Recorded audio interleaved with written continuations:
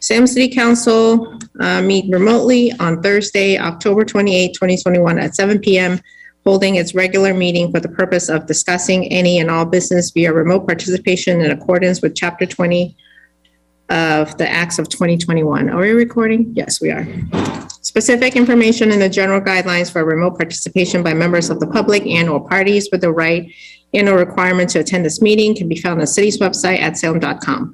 No in-person attendance of members of the public will be permitted, but every effort will be made to ensure that the public can adequately access the proceedings in real time via technological means. In the event that we are unable to do so, despite best efforts, we will post on the city's website an audio or video recording, transcript, or other comprehensive record of proceedings as soon as possible after the meeting. For this meeting, members of the public who wish to watch, listen, or provide comment, if applicable during the meeting, may do so by following the link to join the Zoom webinar as provided on the agenda.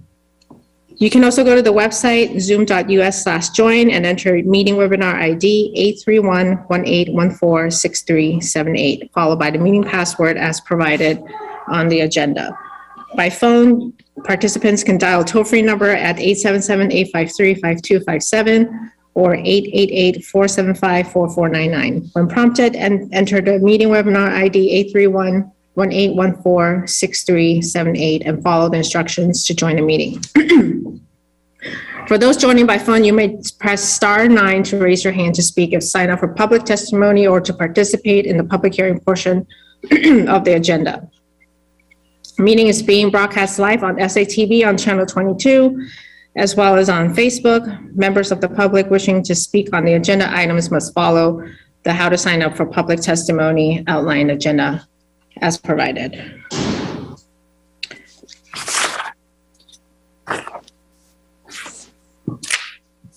Regular meeting of the City Council is being held remotely via Zoom on Thursday, October 28 at 7 p.m. for the purpose of transacting any and all business. Notice that this meeting was posted on October 26, 2021 at 10:43 a.m. This meeting is being recorded and live on SATV and on Facebook.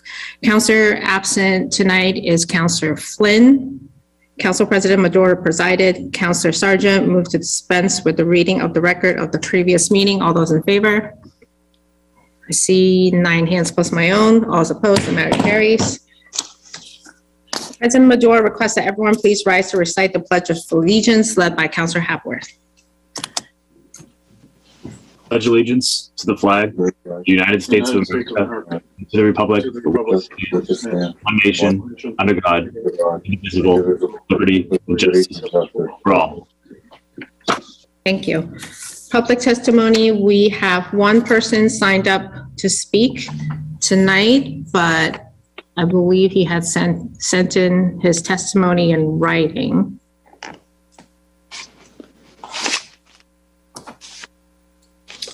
And let me just look for it. So Mr. Jeff Cohen of 12 Hancock Street had submitted the following public testimony. Council President Madore, as Vice Chair of Salem Sustainability, Energy, and Resiliency Committee, I helped formulate the Urban Agriculture Ordinance, which will enable homeowners to not only have defined parameters for farming, but will make it so more can participate in making our city more resilient. More than 2 years ago, CERC wrote and submitted a green building ordinance to the council, and unfortunately it has received no real hearing. However, the planning and new sustainability resiliency departments have created 2 ordinances that will meet the objectives CERC set. 40% of the greenhouse gas emissions are generated from buildings, and it's imperative that we institute minimum standards that will mitigate the climate crisis so Salem will be viable for future generations. The greening of the city Salem's municipal buildings, operations, and transportation incorporate necessary minimum standards such as LEED, Gold, or Passive House, and mandates roof installations to include solar or green energy efficient technologies. It's the hope of CERC that the council will pass this ordinance in a timely manner so our city can become more sustainable. Thank you, Jeff Cohen, co-chair. Salem No Place for Hate Committee, Vice Chair, Salem Sustainability, Energy, and Resiliency Committee at 12 Hancock Street. And that concludes public testimony. Let the record reflect that Councilor Flynn has joined us. So we have a full house tonight. Next, we have hearings.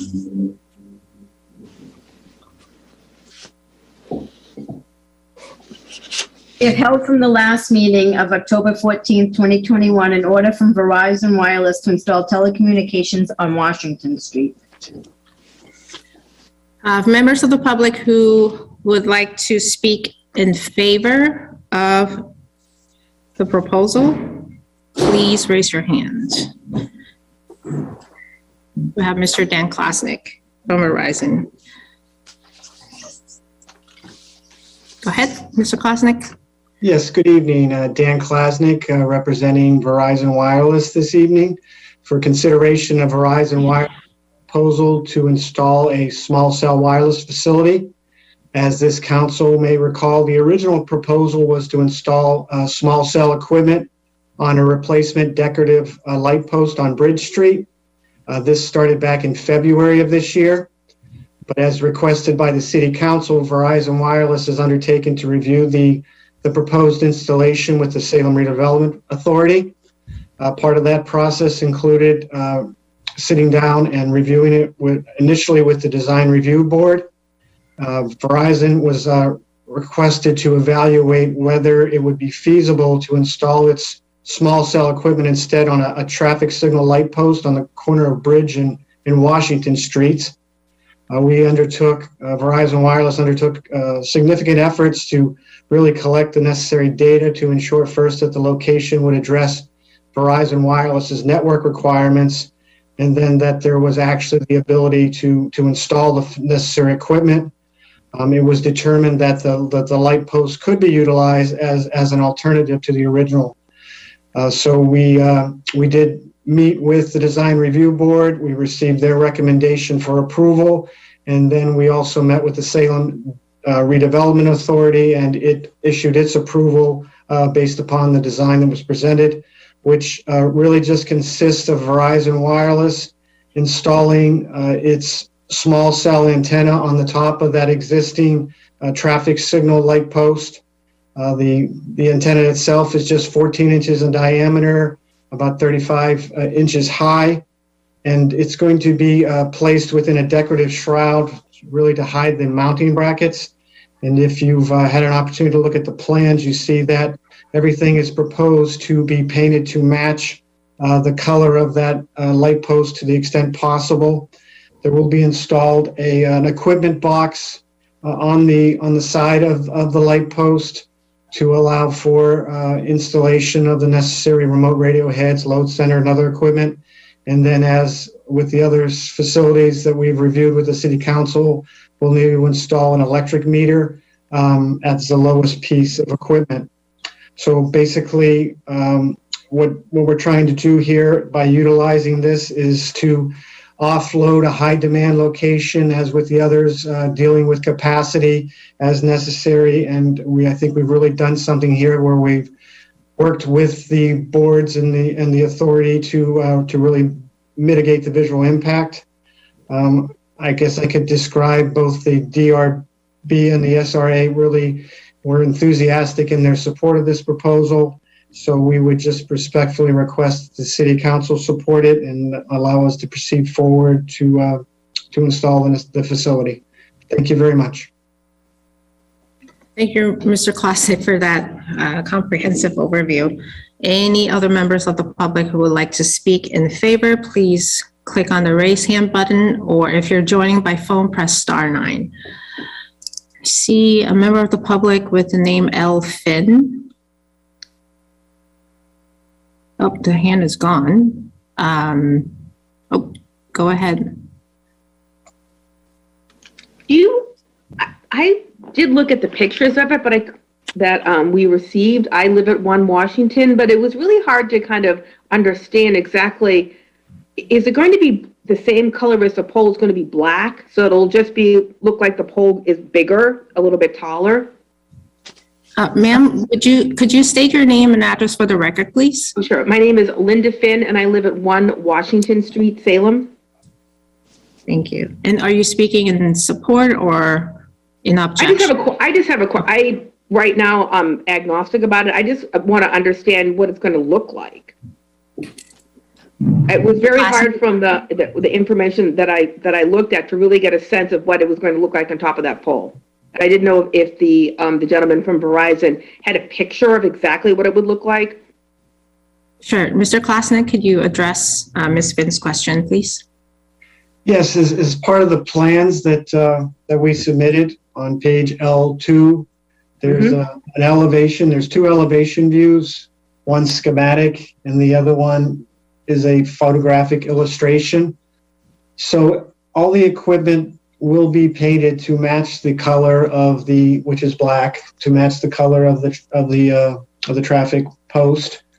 As I said, there will be equipment box installed on there, which will contain everything that will be painted black. All the conduits will be painted black. And in addition, just looking at the actual location of that light post, it looks like there's existing evergreen trees and other landscaping that is almost the same height as the light post. So I don't even know that there will be any visual difference to anyone driving by or walking by or looking at it. I think we did do a nice job. And as I said, both the Design Review Board and the Salem Redevelopment Authority, whose real sole function is the aesthetics, were very enthusiastic in supporting this revised proposal. So I hope that's helpful. Oh, thank you so much. That answered my question. Thank you, Ms. Finn. If there's anyone in the public who would like to speak in support, please raise your hand or press *9 if you're joining by phone. Seeing none, is there anyone who is appearing in opposition? Please raise your hand or press *9.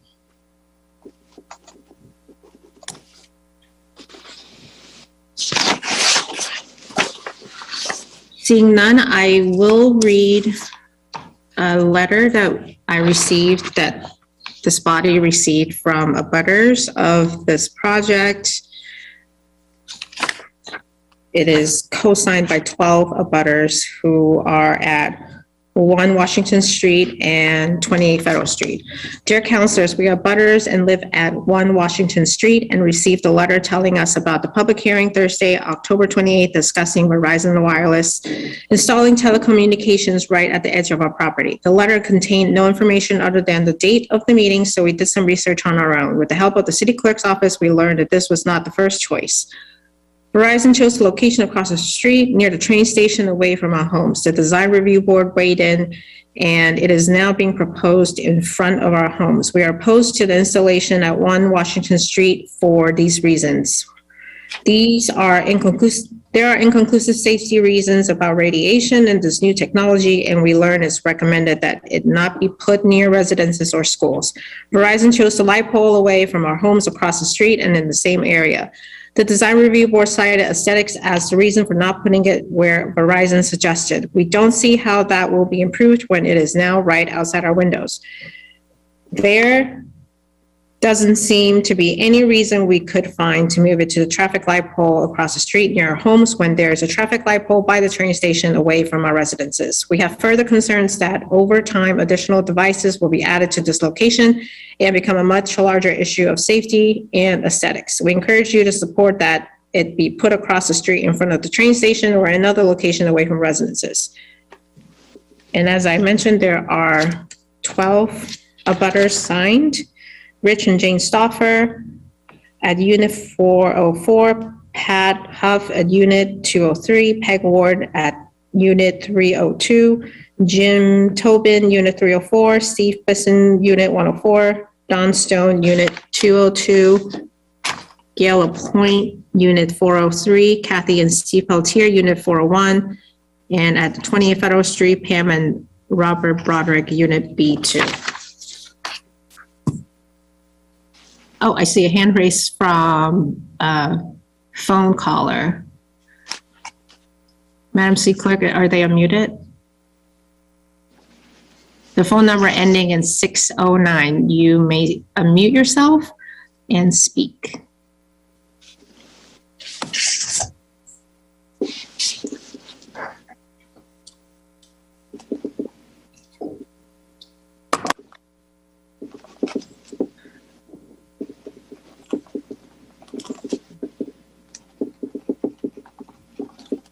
The phone number ending in 609. I'm going to press the button again, asking you to unmute. It should give you an instruction.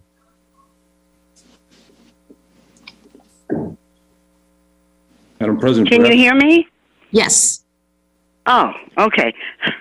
I had a hard time with For the this. record, please. My name is Jane Stauffer, and I live at 1 Washington Street. And I'm very confused. Originally, when I read, it said that Verizon was considering building a historically correct light fixture to put this on. There are two traffic light poles right outside. We don't understand why it can't be on the one by the train station, why it has to be right in front of our homes.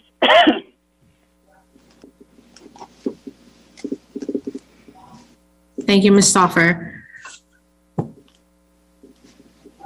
Does that conclude your testimony? Yeah, that's a question. That is a question. Oh, a question. Yes, Mr. does it Klasnick? have to be? Mr. Klasnick, can you clarify why the same installation cannot be done across the street at the train station pole?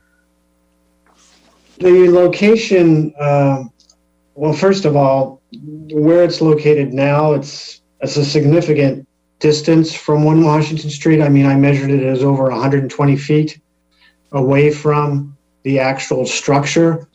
So it is a significant distance. This location was something that we worked on, as I had said, with both the Design Review Board and the Salem Redevelopment Authority. It was their preference, really, at this location, because you had the existing tree cover. It provided for greater, I guess, obscuring of the facility itself. It provides Verizon Wireless with not only line of sight up and down Bridge Street, but also the opportunity, the better opportunity to look down to Washington Street to an extent as well. So it has characteristics based upon location that makes it preferable to the other location across the street, which is, right next to the MBTA station. Well, I'm looking at the pole right now, okay? And the trees, as you described them, obscuring the pole, it doesn't. The trees aren't anywhere near close to the height of the pole. So we'll be looking at it, and it's going to be tall. Right now, the pole is equal to the height of one of the trees that's not near it.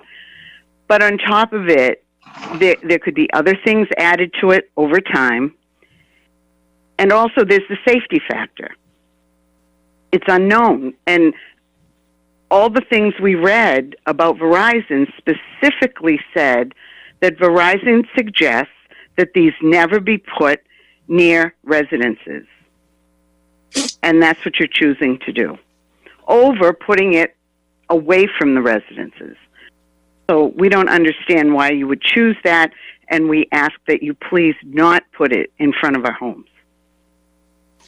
And that's all I have to say. If I may just clarify? Mr. Klasnick, go ahead.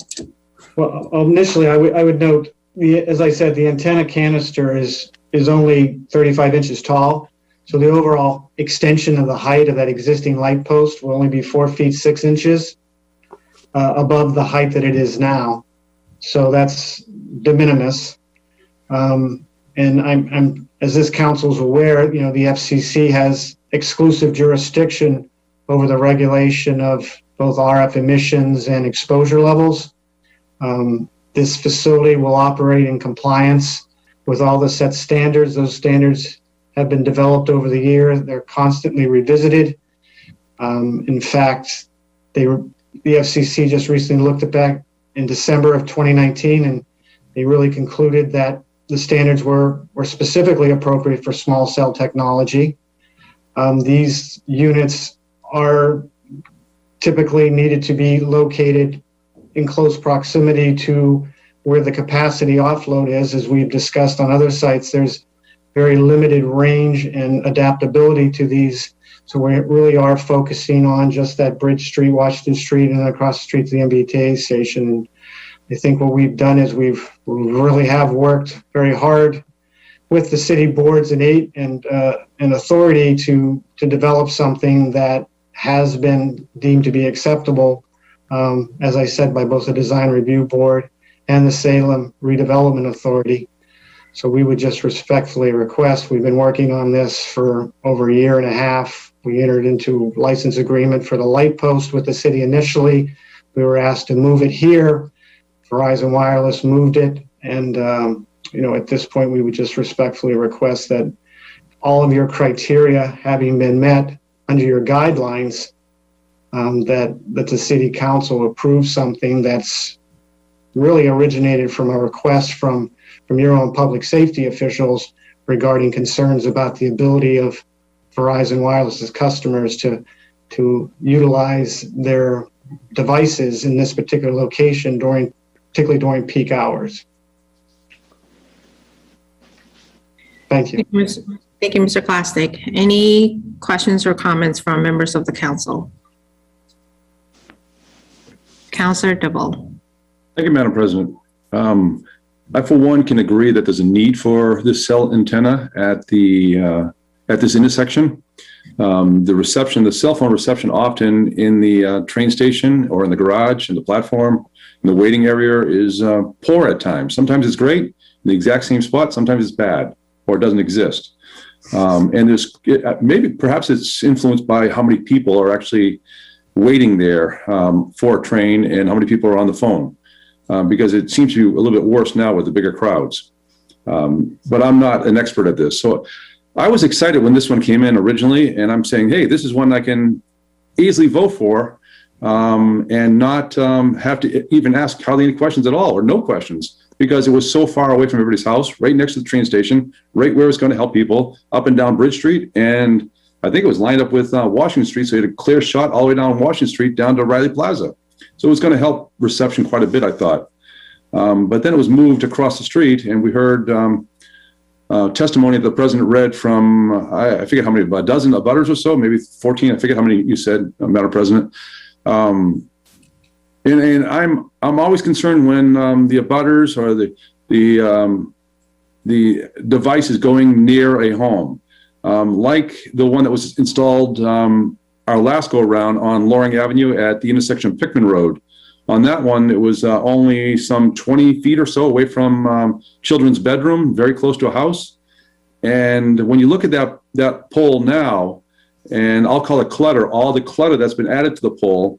Through you, Madam President, this is a question for Daniel Glasnick.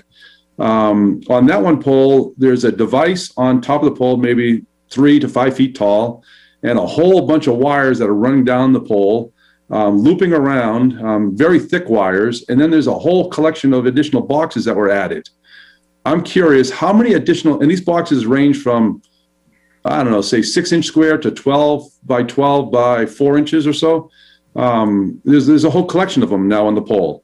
Mr. Glasnick, how many boxes will be added to this pole further down the pole? And then at the top, how tall will this be above the pole as well? Mr. Klasnick. Yes, the height above the pole will be 4 feet 6 inches. So currently the traffic light is measured at 71.7 feet. The overall height will be 36.2 feet. And as I had described, what we've done is we've created a canister placement for this. It's almost like a sleeve. So it covers up all the brackets, and it's actually somewhat decorative in nature. So every effort has been made to incorporate it in. I mean, I don't think anybody would even have noticed that we had installed it. In regards to the equipment, in this particular instance, what we're proposing to do is install a single metal box, and all that other equipment will be installed inside of that, and that will be painted black. That's going to be mounted on the side at a bottom height of about 11 feet 8 inches. There will be a conduit, which will once again be painted black, that will run between that cabinet up to the antenna. And then the lowest piece of equipment is the electric meter. That's required by InGrid to be installed at a specified height. So that will be installed on the side. So that's all the components of this facility. What we tried to do once again, and I think as the authority, as the SRA and DRB recognized that as from aesthetic standpoint, they felt that this was, a home run. I mean, I don't want to put words in their mouth, but they were very enthusiastic in the fact that we had worked so hard over a period of 7-8 months to get to this point, and put together an installation that addressed their request after they asked us not to replace the decorative light post. Oh, thank you. Madam President, I wonder if this is an option that we can approve the original location, and I'd like to vote for this tonight because it is needed, but I'd like to move that we approve the original location back over by the train station and we go forward with this. It's been way too long. The cell phone reception is needed, but I'm in support. I got to stand with the neighbors. If they have concerns, I believe those concerns are real. So I know we can only talk about this from an aesthetic standpoint, and supposedly we're not allowed to talk about it from the human health impacts. So, I always lean and side on the side of the neighbors in caution. That one property that I mentioned on Pickman Road, that family has since moved out and the building was sold. So these aren't really welcome to be right near people's houses. So I'll stand with the neighbors that wrote that letter tonight, and I'll be voting against this, but I'd rather not vote against this because it's needed. So Madam President, I'd like to move that the original location be approved here tonight. Second. Thank you, Councilor DeVolt. We can't make that motion until the public hearing is closed. So I see Councilor Terrio has his hand up. Go ahead, Councilor Terrio. Thank you, Madam President. I also would point out that we cannot, we can approve the location, but we cannot change something like this over which the SRA and DRB have authority. So we can't tell them it has to go to another location that they themselves haven't approved. Their request was withdrawn and changed to this pole location in the process. So we're in kind of a pickle there. My question for Mr. Klasnick is more technical related. I am curious as to what LTE band, presumably this is providing LTE service right now, what bands are you supporting with this, and what's the effective capacity of this small cell? Mr. Klasnick? I'm looking at the schematics of the plans themselves. I don't have the information as to the specific capacity, but Verizon Wireless generally operates these facilities depending on the necessary frequencies that are available for LTE. Can be in the 1900 megahertz range or in the 700 megahertz range. Okay, those are the primary ones that you operate in. Yes. And it's not this type of technology. Yeah, and it's not your it's not your multi-gigahertz bands that you'll be that you're likely to be operating there because of the range issues. So. Yes, that's correct. Okay, I just wanted to clarify that. Thank you. Thank you, Councilor. Councilor Sargent. Thank you, Madam President. I believe we could approve it. Good chance that former location with contingency on it being sent back to the design review board and the other boards and they approve it. Many times things come before us with a recommendation and we vote on it. In essence, it would be a role reversal where we would approve something and then it would go to them for final approval if that's what has to be done.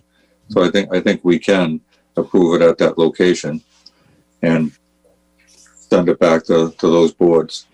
I don't think that would be unprecedented. I don't think the aesthetics work out, for the neighborhood. And way back when we used to do these kind of things, cell towers on large buildings and public buildings and smokestacks, and that MBTA parking garage to me would be a perfect place to put something like this, add on it or close to it. So that's what I would like to see happen. Thank you. Thank you, Counselor. Counselor McCarthy.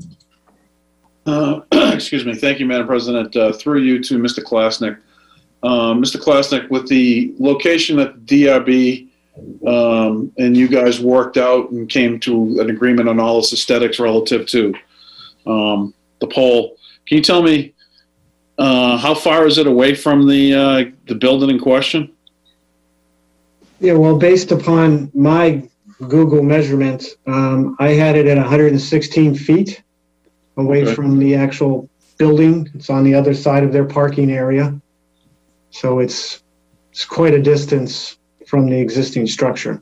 And then Mr. Klasnick, they'll further ask the question because according to FCC rules, this body is not supposed to deny an application based on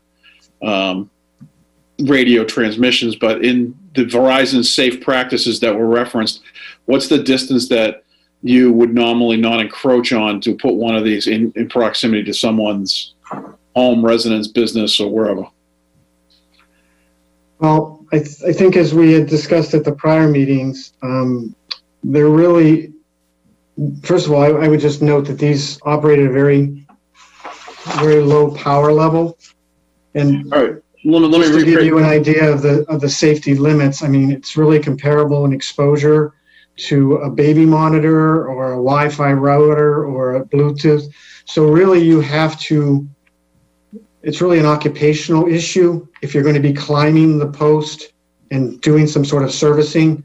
So unless you're right next to the antenna, based upon the FCC regulations, there is a very limited area beyond that where there is concern that would require, if someone were to enter into that very limited area, that you would need to power down the facility. So this isn't really a public issue because no public is going to be climbing the pole and standing right next to the antenna. Because that's essentially what you need to do in order for those protocols to be activated and put in place.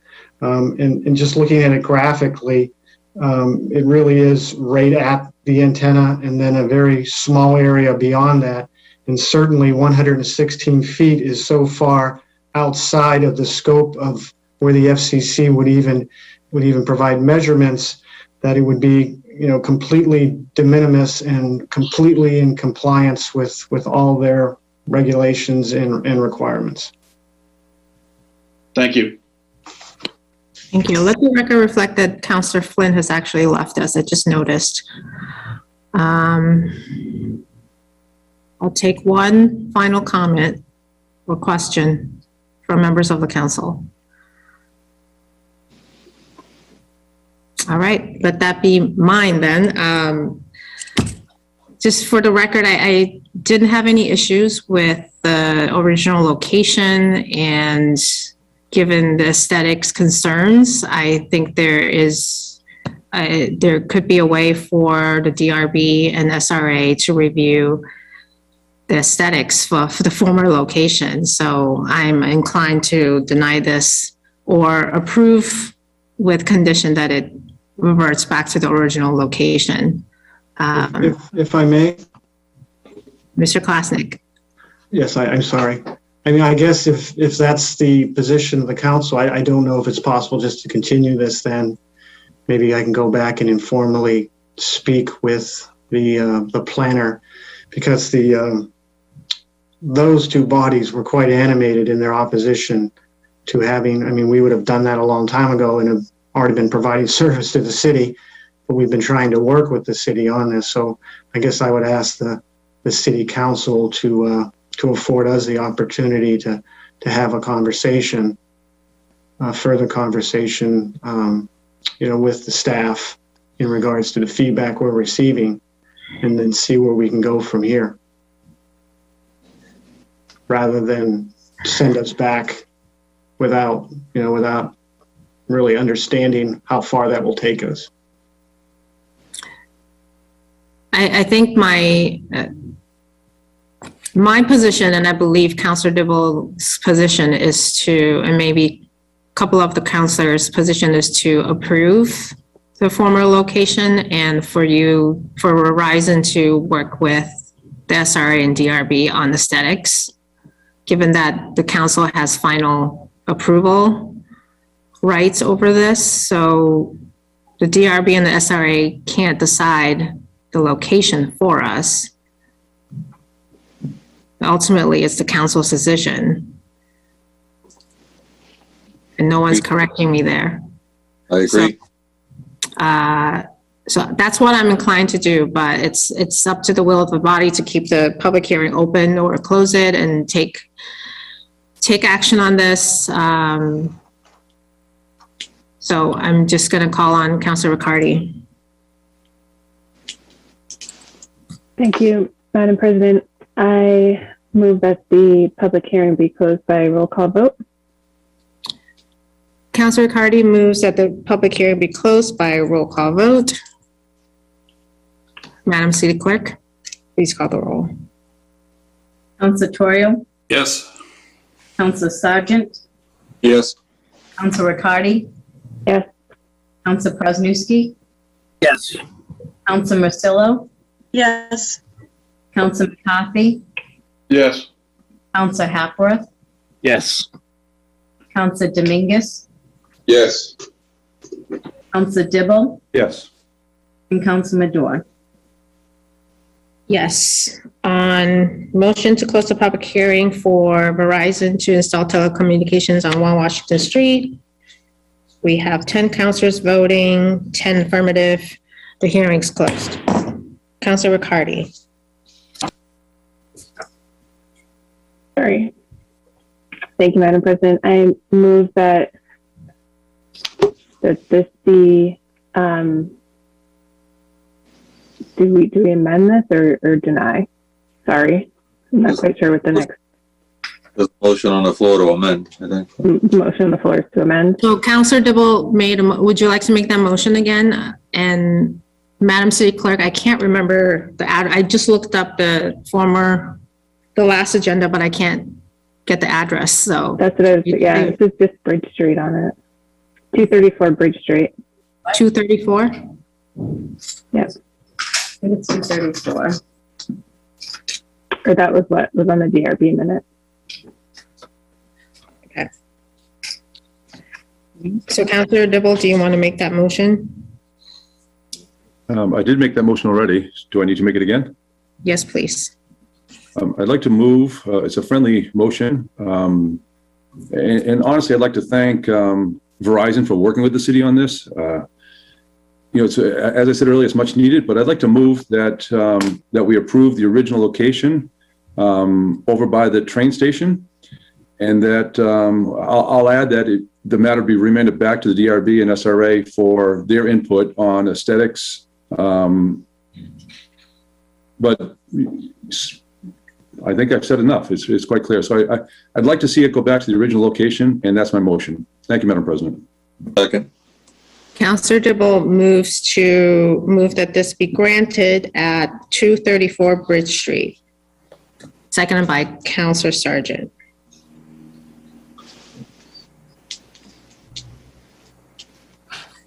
Any further discussion? Councilor McCarthy. My only question would be to the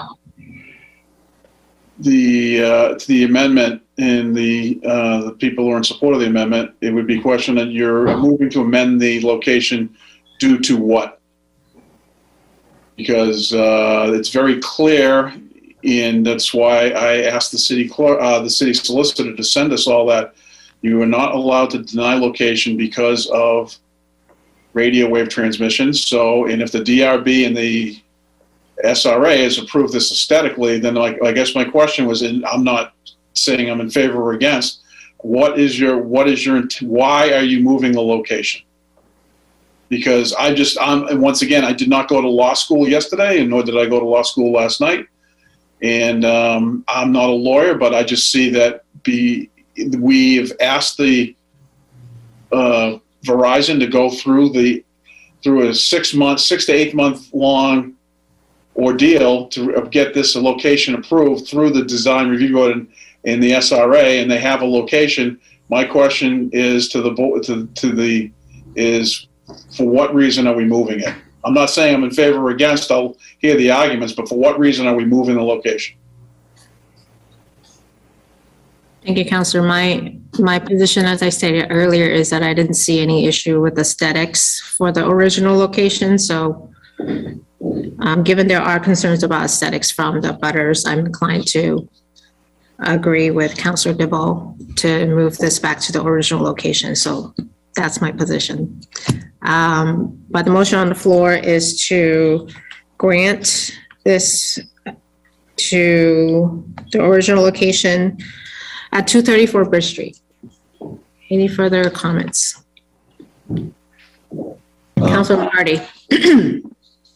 Councilor Riccardi and then Councilor Sargent. Thank you, Madam President. Just for my clarification, because if the motion is to approve the original location and that is what it is, or is the motion to approve the original location and send it back to the design review board? Because I have not attended every single one of the design review boards that this has been discussed at, but I've read the meetings and I followed up with Kate after the meetings just to see how they were going and what was going on in the conversations that were occurring. And the issues with the aesthetics across the street, I understand. I'm not a member of the design review board and I probably don't have any design bones in my body, but their design opinion was that aesthetically it fit better across the street. There was something about how the size of it on top of the decorative light pole, which was the original location, would be oversized for the pole, and they didn't feel that it fit into the historical context of that decorative light pole. So I'm just curious as to why are we bothering sending it back to the design review board if they've already done a lot. You know, they've said their two pieces, and they've given this really thorough review and thorough feedback. So I don't want to, I hate to say it, but waste their time to have this go through it again. So I just wanted some clarification on if this was going back to the design review board or if we were just approving it tonight in the original location, if that was the motion. The motion is to approve the location at 234 Bridge Street. And Madam C. Clerk, if I'm correct, and if that location is approved, then that's within the SRA's jurisdiction that they will have to look at it anyway. Is that correct? Or we can't order them to look at it. Beyond my scope, this is first time happening, so I couldn't really answer that fairly. I would very much like to move forward on this. So the motion on the floor is to approve, to grant this at 234 Bridge Street. And if approved, if granted by this body, the design review board would have to review the design because the previous review process was for 1 Washington, or is that the conclusion of 234 review? Yeah, that was the conclusion of the 234 review. Councilor Chorio. Thank you, Madam President. So I'm looking at this. I think if we approve this without DRB as an SRA review, that's fine. They will still have to approve it. It would make the process backwards because now they'll have to, with us having approved the site, Verizon will have to go back and come up with a design that is acceptable to those bodies, or they would have to withdraw and start over since we've closed the public hearing. So we can't continue it at this point because we've already closed the public hearing. If we had continued it to a date certain of the November meeting, that would be a different story. But we're stuck with this, so we can either approve or deny. But if we approve, it then has to go backwards. Is my take on it. Just fine. Madam C. Clerk, you wanted to say something? No. Oh, okay. Councilor Przewski. Thank you. I just think it's as simple as that we're doing the work of the people that we represent. And there's 12 abutters that don't want it and they don't like it over there. And it doesn't seem like such a big deal for Verizon to move it back to that location at 234. All it needs is the approval of the SRA and the DRB, who aren't the abutters, and they're not the ones who have to look at it. So I don't think it's as big of a deal as we're making it. I'm in support of moving it back to where they originally wanted to put it. Thank you. Thank you. Almost everyone has spoken on this, so I'm going to take one final comment, if there is one, and then move to the roll call. Oh, Councilor Sargent, sorry, did I not call on you? I apologize. Go ahead. As a wise man once said, move the question. Councilor Sargent moves the question. Madam City Clerk, please call the roll. Again, the motion is to grant this at 234 Bridge Street.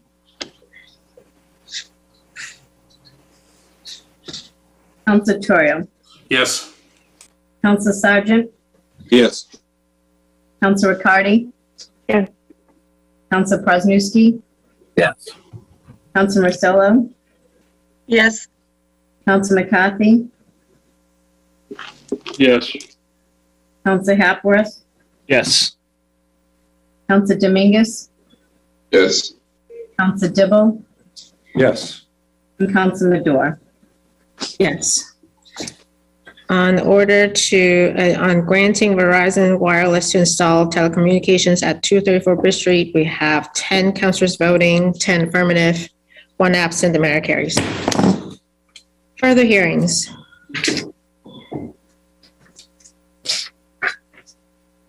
We have an order from National Grid and Verizon to install 1 jointly owned pole on Lafayette Street. Any members of the public appearing in favor?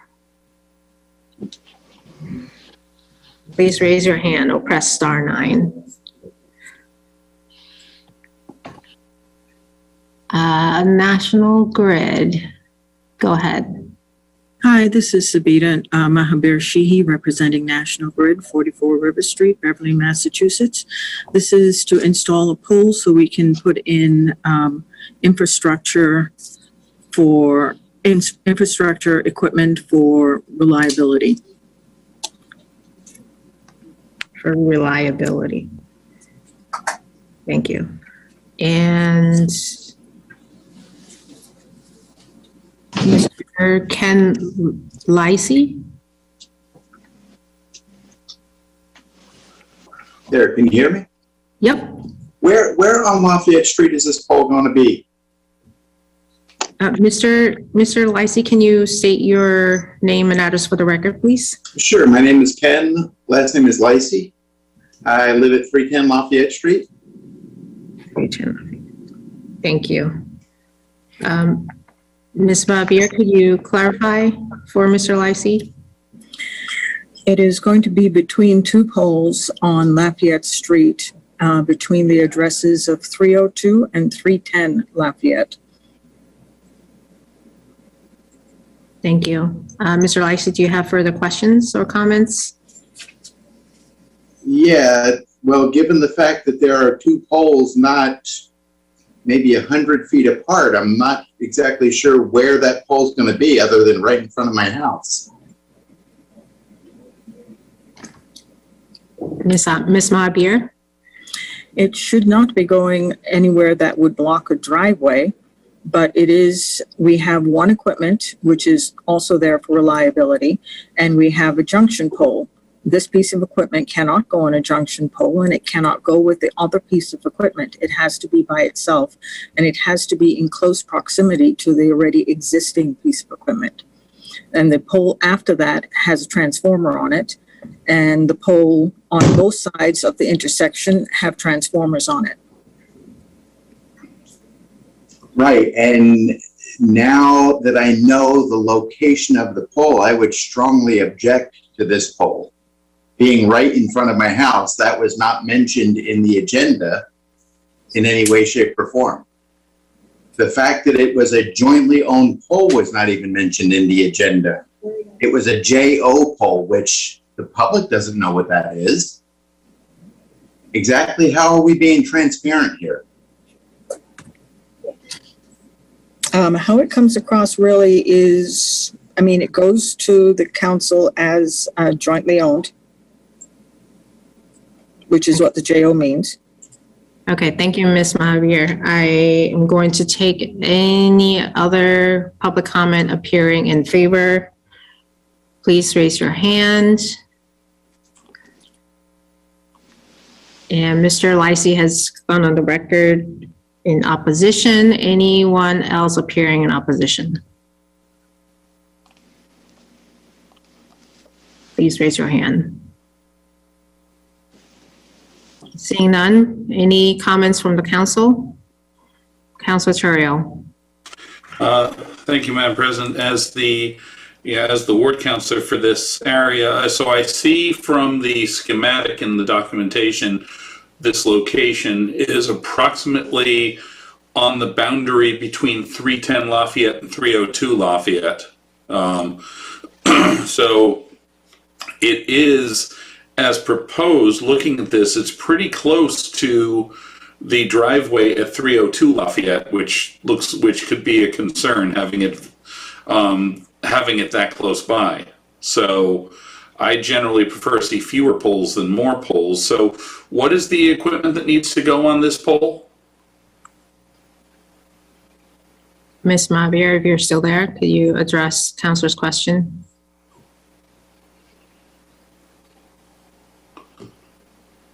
Am I unmuted? Yes. Okay. It is a recloser. Can you use layman's term on what that is? It's a sectionalizing switch. We still don't know what that means. Sabita, can you talk about what? If there's an outage in the area, large outage, we might be able to minimize it with the amount of customers out. Councilor Terrio, does that satisfy your question? A little bit, but I'm still, this is a case where, we're adding a pole in order to do this, and I would hope that there is somewhere that we can put one of these on an existing pole rather than put a new one in. I generally have no problem with equipment going in, especially when it's equipment for reliability, and I realize that from her explanation that the poles immediately nearby are issues because you can't share with a transformer and the like, but is there I'm assuming there is a reason. I'm just curious as to what it would be as to why it has to be on this particular block as opposed to perhaps on a pole that's nearby or on the next block over or something. I'm just, I'm not an expert on the electrical grid, but it just seems that having to add another pole is something I'd rather avoid. Ms. Mahabir, could you speak to that? Well, as I said before, it has to be in close proximity to the pole that it is next to, which is the one close to 302. Mm-hmm. So due to the how close we are, we have issues with outrigging all the time in Salem. The buildings are close, the sidewalks are not particularly large, and we have infrastructure that we have to keep clearances from. I can't upsize transformers, make them larger if I'm going to be running into, or even put a bank up if I'm going to be running into clearance issues. So speaking to moving around infrastructure in order to get this piece of equipment in on another pole that's existing, is not always feasible in the city of Salem. Mm-hmm. So the one follow-up question to me that seems worth asking here. So I'm looking at this, and we have, and I'm also looking at my Google Earth at the same time. But so we have poles at as planned right now. We have pole 3344, which is on the corner next to 310. We have pole 3343, which is in front of 302. We're proposing a 3343-50, roughly in between the two. What about 3342 and, by that extension, for 3341, presumably another house down? 3342 has a transformer on it. Mm-hmm. 33, hold on a second. I don't have the picture in front of me for 3341. Looking at that, because 3341, approximately from that would be most likely, I don't know the exact location, but that probably roughly in front of the parking lot of the church there, which isn't very frequently, it's not full much of the time. And it's generally used on the weekends and occasional use. And if there's a pole that's around there that this could be installed on, this is probably a better choice from a, from a just an aesthetic view rather than adding yet another pole. I Okay, have not voted Russ- against the utility proposal so far in 10 years, but I haven't had a proposal to add a brand new pole in between two existing poles before either. Okay, to move that recloser to where you're suggesting, I would have to move customers around. I'd have to move a transformer. I'd have to actually move the piece of equipment that is on 3343, which means that we'd be taking the feeder out in order to do this. And then I'd have to move that recloser to where the low break is. Okay, but if that pole is capable of handling it, then, I mean, from my standpoint, I'm looking at it not so much as, and I'll be blunt, I'm not worried about being more work for National Grid. I'm worried more about just sticking another pole in the ground. Okay, so you won't have any problems with the customer being out for a while. Back and forth, Ms. Mavier. So at this moment, I would entertain a motion to keep the public hearing open so we can take this discussion further. Mm-hmm. It's 8 o'clock and we are on page 5. Okay.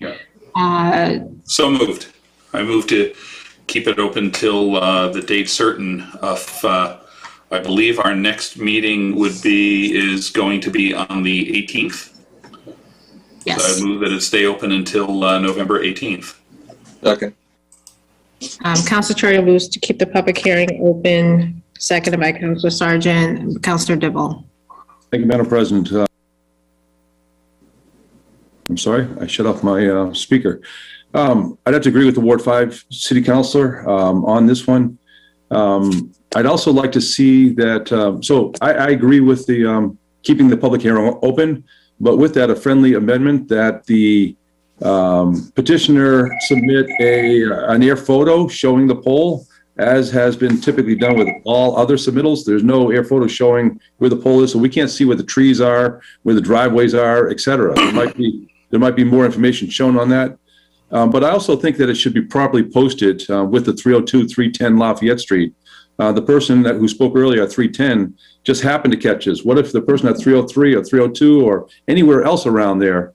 So I'd like to see it properly posted, listing 302, 310 Lafayette, and that the air photo showing the existing devices and the proposed devices be shown on the air photo like they typically do, and they didn't on this application. Thank you, Madam President. Didn't the abutters list go out? Ms. Mavier, we have a motion on the floor to keep the public hearing open. So this has been a perennial issue. I feel that we have abutters showing up and saying that they did not receive enough information. So with the public hearing, if the body decides to vote to keep the public hearing open, I would ask National Grid to provide as much information as you can, including visuals, plans to abutters for at least the whole block. So with that, the motion is to keep the public hearing open. Seeing no further discussion, Madam Clerk, please call the roll.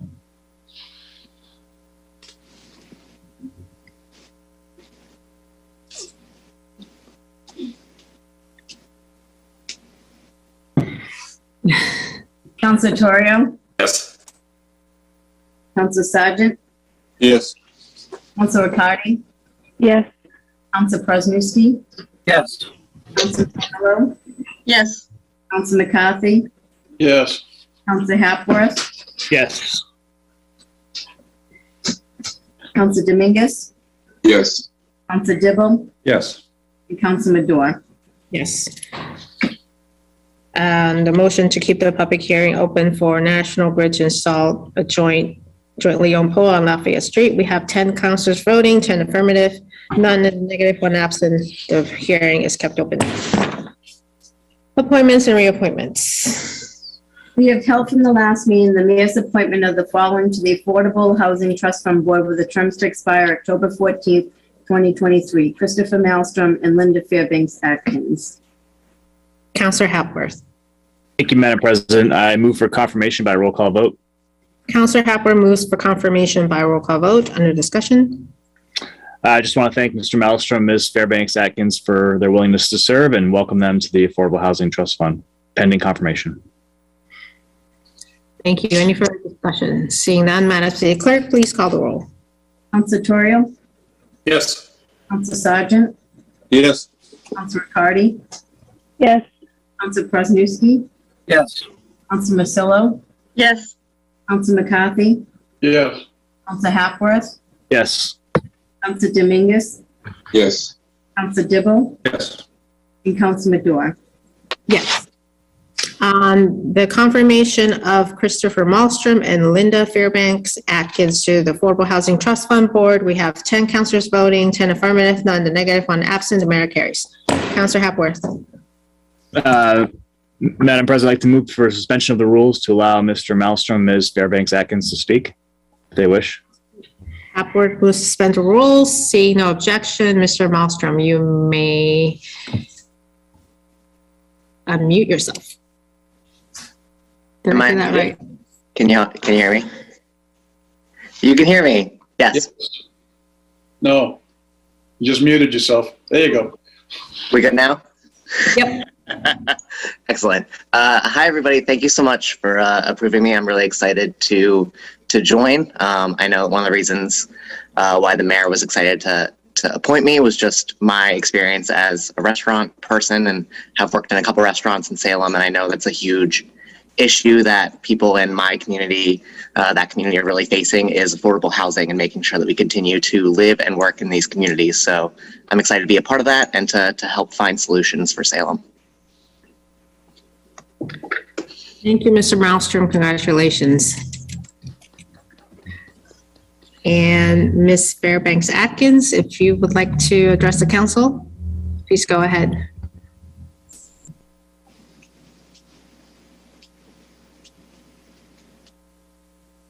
Linda, you there? I unmuted. I got muted again. Am I back? Yes. I'm back. Thank you so very much for this appointment. I'm looking forward to it. I have had some experience around the issue of affordable housing. For many years, I've been a volunteer and was board member and board president at LifeBridge and have given a lot of thought to what the availability of affordable housing really means for people. And so it's my pleasure to have been asked, and thank you so very much for your approval. Thank you. Congratulations. Glad to have you on board. Further appointments. We have the mayor's appointment of James Willis, 18 Pingree Street, to the Affordable Housing Trust Fund Board with terms to expire October 28th, 2022. Councilor McCarthy. Thank you, Madam President. I move this be held under the rules. Councilor McCarthy moves that this be held under the rules. Further appointments and reappointments. We have the mayor's reappointment of William Gorham to Pioneer Circle to the Trust Fund Commission with a term to expire November 10th, 2033. Councilor McCarthy. Thank you. Thank you, Madam President. I'll take this one for Council Flynn. I move for confirmation by roll call vote. Councilor McCarthy moves for confirmation by roll call vote. Under discussion? No discussion. Seeing no further discussion, Madam City Clerk, please call the roll. Counselor Toyo, Yes. Counselor Sargent, Yes. McCarty, Yes. Counselor Prosnowski, Counselor Marcillo, Yes. Counselor McCarthy, Yes. Counselor Hapworth, Yes. Counselor Dominguez, Yes. Counselor Dibble, Yes. and Counselor Madore. Yes, on the reappointment of William Gorham to the Trust Fund Commission, we have 10 councilors voting, 10 affirmative, none in the negative, 1 absent. The matter carries. Councilor McCarthy.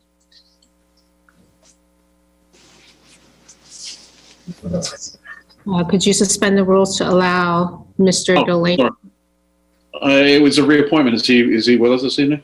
Yes. Yes, okay. I wasn't sure because it was a reappointment. I apologize. Thank you, Madam President. I move for suspension of rules to allow Mr. Gorham to address the council.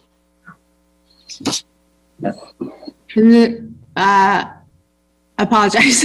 No, I was calling on you to suspend the rules to allow Mr. Delaney to address the council as purchasing agent. Oh, sure. I'm now you got me.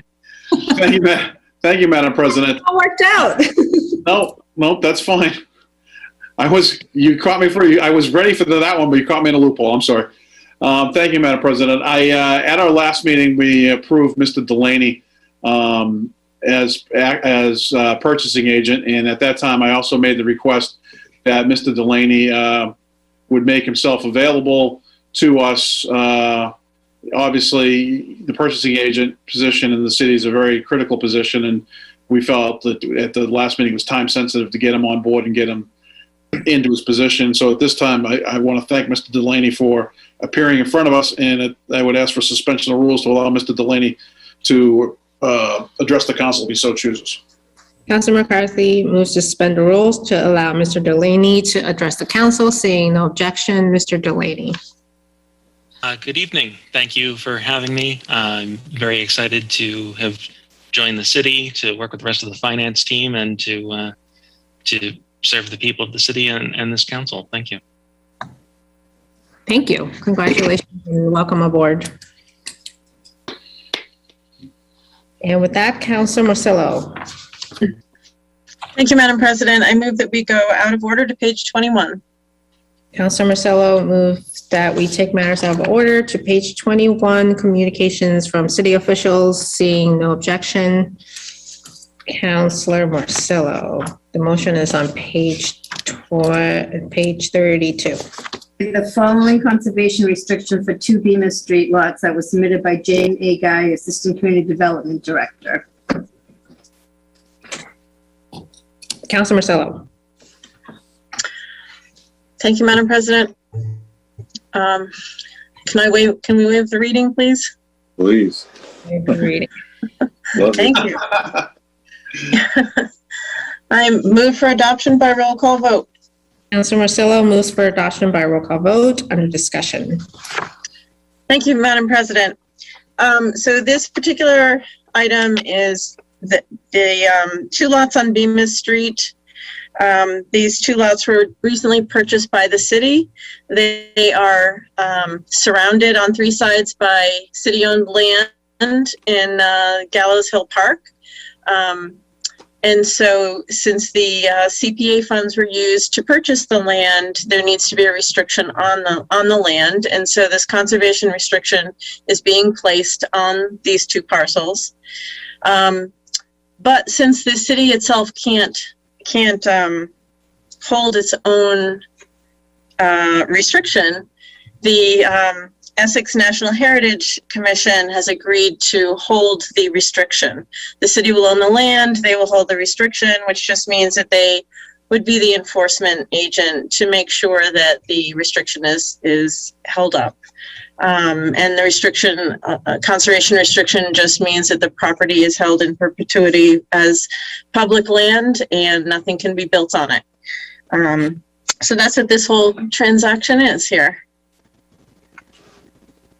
Thank you. And I'll just note that we have Jane Guy, this guy in the audience, in case any members of the council have questions about this particular conservation restriction. Any further questions or comments? No, just saying. And then Councilor Sargent. Thank you, Councilor Madam President. Yes, thank you, Madam President.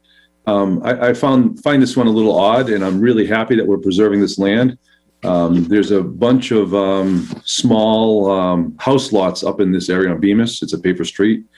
And the city was going to sell off one of the parcels a few years ago, and it turned out to be part of the basketball court that's up there on Hanson.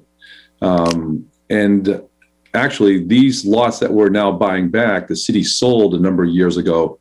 So the city used to own these lots, and we made the mistake of selling them years ago, and now we're buying them back. And I just found it really odd that we need to put a protection on land that's owned by the city. Can't put our own restriction on them. But on this one example, it makes perfect sense. We made the mistake of selling them. We're buying them back. I had a lot of questions on this, but I did call Jane Guy, and I asked a lot of questions, and she explained it in pretty layman's terms for me. Although she's not a lawyer, she did a great job explaining it. So I'm absolutely voting in favor of this, because we shouldn't turn around and sell them again in the future, going back and forth. So this is an easy one. Let's protect the what I'll call parkland, even though it's not parkland. Let's protect the land there for the neighborhood, so the basketball court and other things that might go up there in the future. I know a lot of kids play pickup, throwing the frisbee around, throwing the football around that whole area. So now the land will be protected. So this is an easy one to support. Thank you. Councilor Sargent. Thank you, Madam President. Just quick, very happy for the city to get this land back. This was a bone of contention some years ago. There were issues with people maybe developing some of this land. And thank the owners who somewhat got it by mistake for being gracious enough to sell it back to the city. So everything works out well. Thank you. Thank you. Any further questions or comments? Seeing none on Councilor Marcello's motion to adopt by roll call vote, Madam City Clerk, please call the roll. Councilor Torrio? Yes. Councilor Sargent? Yes. Councilor Cardy? Yes. Councilor Prosnowski? Yes. Councilor Marcillo? Yes. Councilor McCarthy? Yes. Councilor Hapworth? Yes. Councilor Dominguez? Yes. Councilor Dibble? Yes. And Councilor Madore. On adoption of the conservation restriction for Bemis Street, we have 10 councilors voting, 10 affirmative, and a negative, 1 absent. The mayor carries. Further communications from city officials. Is a following communication to amend the funding condition for a preservation restriction for the Lafayette Housing 2 project that was submitted by Jane Guy, Assistant Community Development Director. Councilor Marcello. Thank you, Madam President. I move to approve the CPC's recommendation by roll call vote. Councilor Marcello moves to approve the Community Preservation Committee's recommendation by roll call vote. Under discussion. Thank you, Madam President. So with this one, the application by the North Shore CDC for CPA funds was for the Lafayette Housing 2 project, which consists of 11 buildings and 61 units. The CPC granted $100,000 to the CDC for the housing, and in return, there's a preservation restriction placed on the housing. When the CDC went to close on these properties, they were told that the preservation restriction tied to all 11 buildings was problematic, and so they're asking that the restriction only be placed on the one address. They still need to abide by preservation and housing restriction from the state for all of the other buildings. So it's not like the others would slip through the cracks here. All the same restrictions would apply. It's just that as far as the CPA or the CPC is concerned, this one address would have the restriction on it for their purposes. Thank you. Any further questions or comments? Seeing none. Councilor Sargent, you there? I'm going to take a roll call. Madam City Clerk. Councilor Torrio? Yes. Councilor Riccardi? Oh, Councilor Sargent? Yes. Councilor Riccardi? Yes. Councilor Prosnowski? Yes.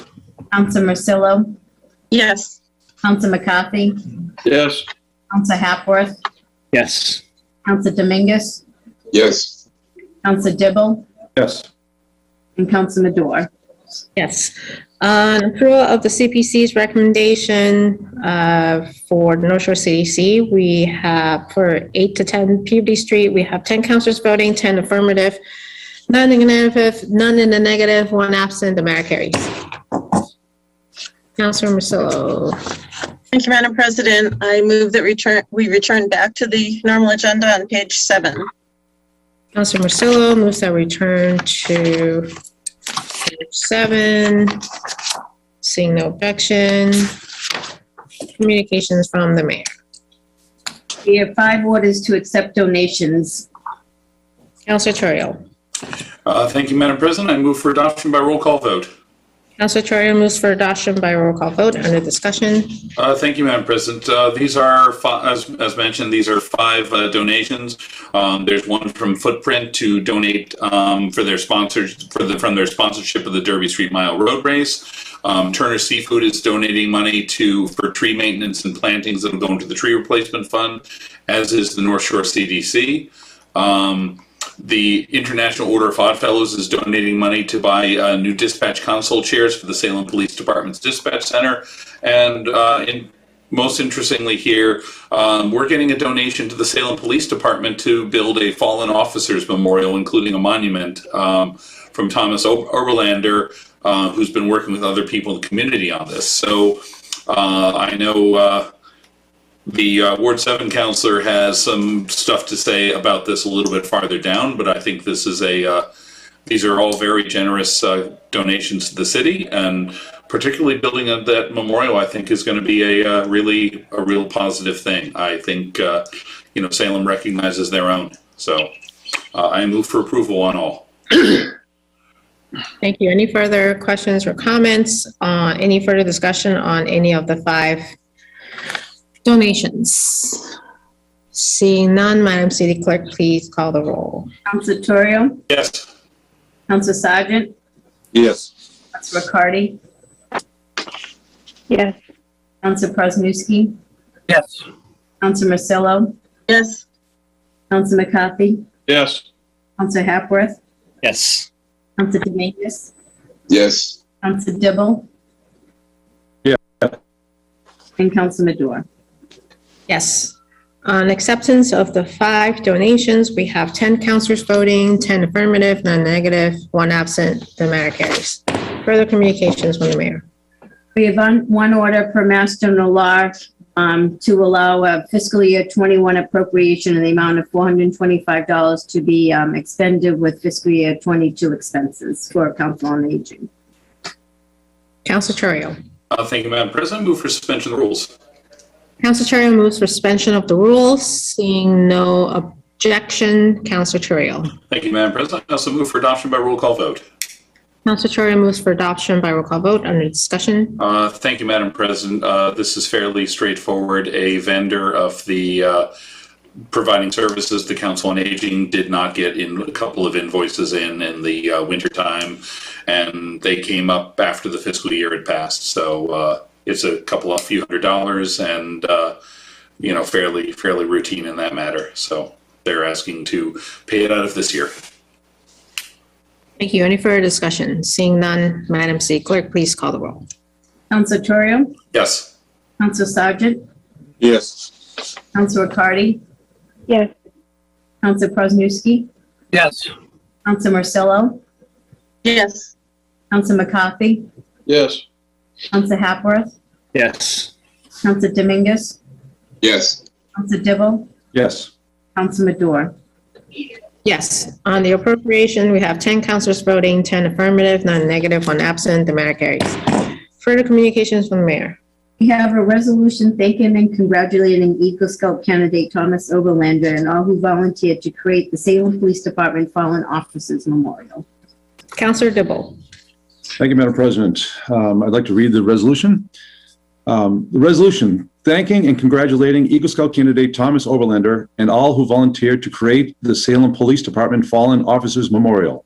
Whereas Troop 24 Eagle Scout candidate Thomas Overlander initiated a plan to create and install a public memorial dedicated to the memory of officers of the Salem Police Department who gave their lives in performance of their duties. And whereas Mr. Overlander was assisted in the design of the memorial by members of the department, as well as other scouts from Troop 24. And whereas members of the Salem High School and Beverly High School Junior ROTC, assisted by personnel from the Salem Police Department and the Salem Department of Public Works, prepared the site for the memorial's installation. And whereas Salem celebrates and cherishes the memory of those officers who gave their lives in performance of their duties and who will therefore be reflected upon the final memorial, as well as all the officers from the department who are no longer with us. And whereas Salem's police department is rightly viewed around the Commonwealth and across the country as a leader in professionalism, commitment to public service, and dedication to the community. And whereas Mr. Oberlander has demonstrated perseverance, service, and thoughtfulness in the development of the memorial plan and his diligent pursuit of its completion. Now, therefore, be it resolved that the mayor and the city council, on behalf of the city of Salem and all its residents, do hereby thank and congratulate Thomas Oberlander, as well as the members of Troop 24 and the Salem High School and Beverly High School Junior ROTC who assisted him, and for the concept and creation of this important memorial for our community. Be it further resolved that copies of this resolution with a city seal be transmitted by the city clerk to Mr. Oberlander, Troop 24, Salem High School's Junior ROTC Commander, and Beverly High School Junior ROTC's Commander. And I move that it be adopted by roll call vote. Councilor Dibble moves for adoption by roll call vote. Under discussion. Yeah, very briefly, Madam President, this matter is special to me, and it's also special to my family on several fronts. Many of you know, and I bragged about Boy Scouts. My three sons earned the rank of Eagle Scout, and Thomas looks like he will soon earn the rank of Eagle Scout as well. Right now, he's just a candidate. And I think he's in the audience still. I saw him earlier. So I'd like to suspend the rules in a minute to allow him to speak. But I'd like to continue that not only with Scouts and me being a leader for 25 years here in Salem and Boy Scouts, my father-in-law was also a Boston police officer for 40 years, and my brother has been a police officer for 3 decades in Boston. I would like to thank Eagle Scout candidate Thomas Oberlander for organizing this recognition to Salem's fallen police officers. And I would like to now read the list of 7 fallen police officers and acknowledge that there may be others. And by reading this, Madam President, perhaps the general public will be able to speak up and say, you know, what about this officer, that officer, or my grandfather, great-grandfather from years ago? So we might be able to find additional officers to add to this. And I think Thomas would support that. I know our police department would support that as well. So with that, I'd like to read the research that's been done so far to recognize these fallen officers. Right now there's 7 of them.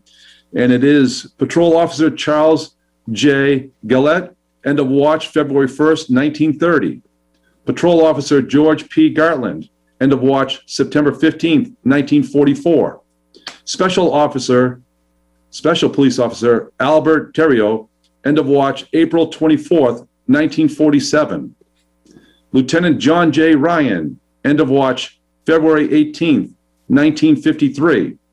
Patrol Officer John J. Bennett, end of watch October 13th, 1955. Patrol Officer Robert E. Flynn, end of watch March 2nd, 1958. And Patrol Officer Edward Sawicki, end of watch December 1st, 1980. Madam President, I move to suspend the rules to allow Eagle Scout candidate Thomas Oberlander to address the council. Councilor Dibble moves to suspend the rules to allow Mr. Oberlander to address the council. Seeing no objection. Councilor Prasuski, is that an objection? Not an objection, Madam President. I would just like to add to Councilor Dibble's dissertation of what this means to the police department and what it means to the citizens of Salem. I have a little bit of a description from the words of Chief Lucas Miller about what Mr. Oberlander is actually putting into place in front of the police station, which will stand to the right-hand side of the front doors of the police station for all to see. I was proud to be a small part of the committee that had some input into its design, and I think it's important that the public know a little bit about what this monument itself is. These are the words of Chief Lucas Miller, who states that the memorial will serve as a lasting tribute to the officers of the Salem Police Department who gave their lives in the performance of their duties. The memorial is in the shape of a muster room podium. It's instantly recognizable by any police officer, regardless of police departments of service or rank held. At the beginning of every shift, police officers assemble at the station's muster room for roll call, inspection, unit assignments, and briefings by the shift commander. It is from this podium that wisdom is dispensed, information imparted, banter is directed, and orders are given. The open book on top of the podium will symbolize the police officers, law enforcement officers, rules and regulations that they live by, while the unturned pages represent the lives cut short. Granite was chosen as the stone for the memorial, as it symbolizes strength, resilience, and like the cornerstones of buildings, it represents a strong foundations, all qualities of a police officer. And as a retired police officer of the Salem Police Department, I personally would like to thank Mr. Oberlander for having the foresight to undertake this this long overdue project, raise the funds, and stay with it until its completion. More importantly, as a former Eagle Scout, I cannot be more proud of what Mr. Thomas Oberlander has done and accomplished. I'm very much aware of the long road that it took for him to achieve this highest rank of scouting. More importantly, I look forward to see what the future brings for this exceptional young man. Thank you, Mr. Thomas Oberlander. Thank you, Councilor, for sharing that.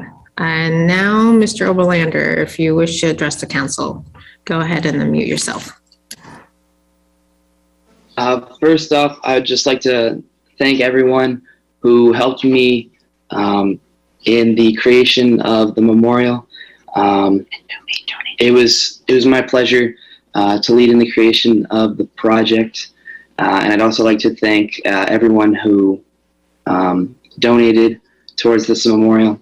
A lot of people helped me, and I'm really grateful that we were able to create the memorial, and I'm really excited to see it installed.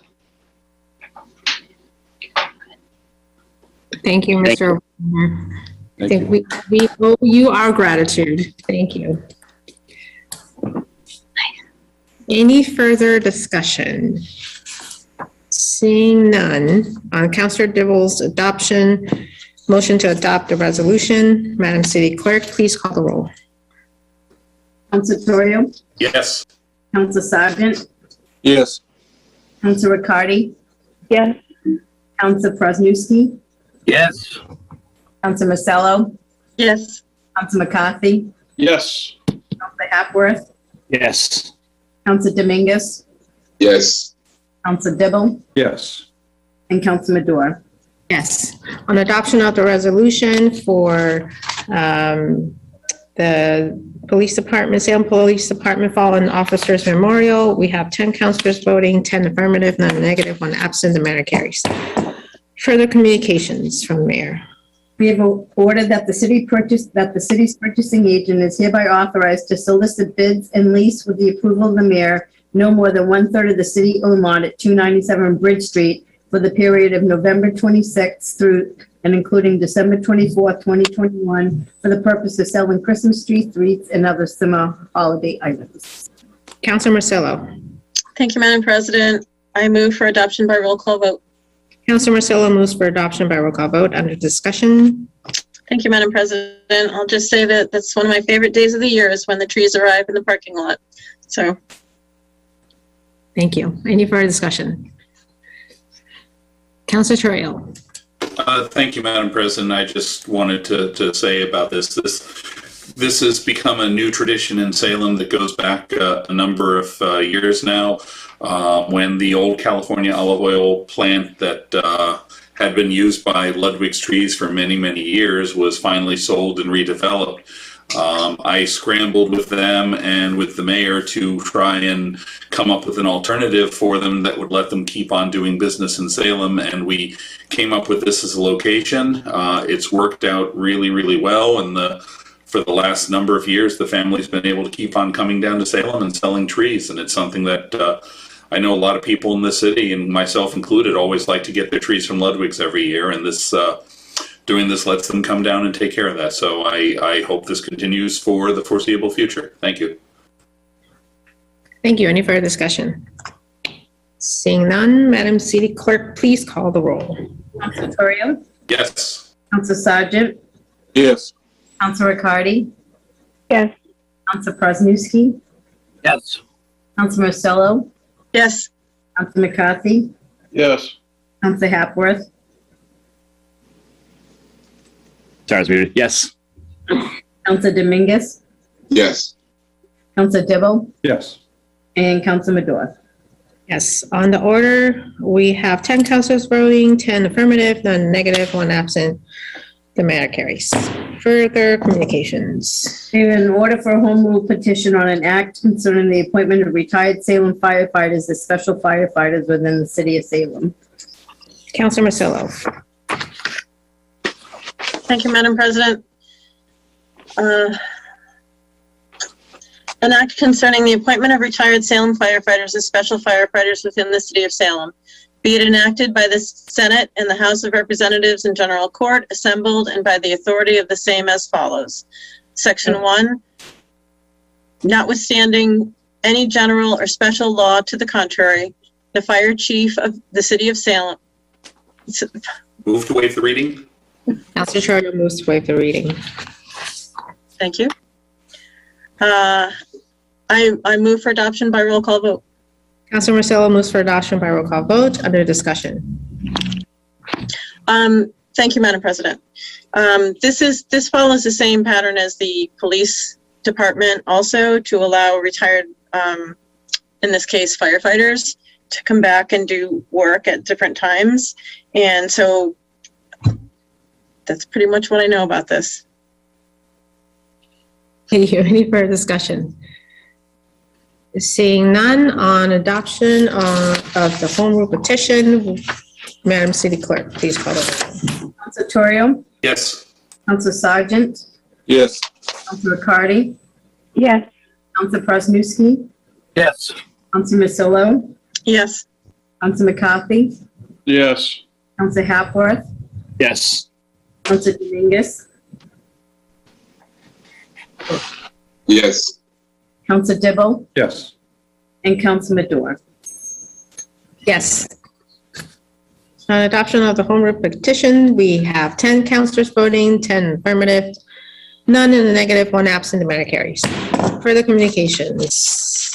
We have an ordinance to amend an ordinance relative to municipal buildings, operations, and transportation by adding a new article degreening the city of Salem's municipal buildings, operations, and transportation. Councilor Riccardi. Thank you, Madam President. I move that this is referred to the Committee on Ordinances, Licenses, and Legal Affairs, co-posted with the Committee of the Whole. Councilor Riccardi moves that this be referred to the Committee on Ordinances, Licenses, and Legal Affairs, co-posted with the Committee of the Whole. All those in favor? I see 9 hands plus my own. All those opposed? Matter is referred. Wait, should we have discussion on that? I apologize. Nope, all right, let's move on. Mayor's informational, page 9, motions, orders, Madam and President? Councilor DeVoe. Oh, Yes, Councilor- Madam President, under discussion, please. yep, go ahead. Thank you. This is on the green building ordinance. I'd simply like to say that this is a little disappointing because out of everything that was in that ordinance that CERC worked on, and SAFE and Salem Sound Coast Watch and many other people, we took out the lowest possible hanging fruit on this whole thing. Something that should have been done, something that should have been done and being done for years. it's amazing to me that we need to create a rule or an ordinance to require the city of Salem to do the right thing for the environment.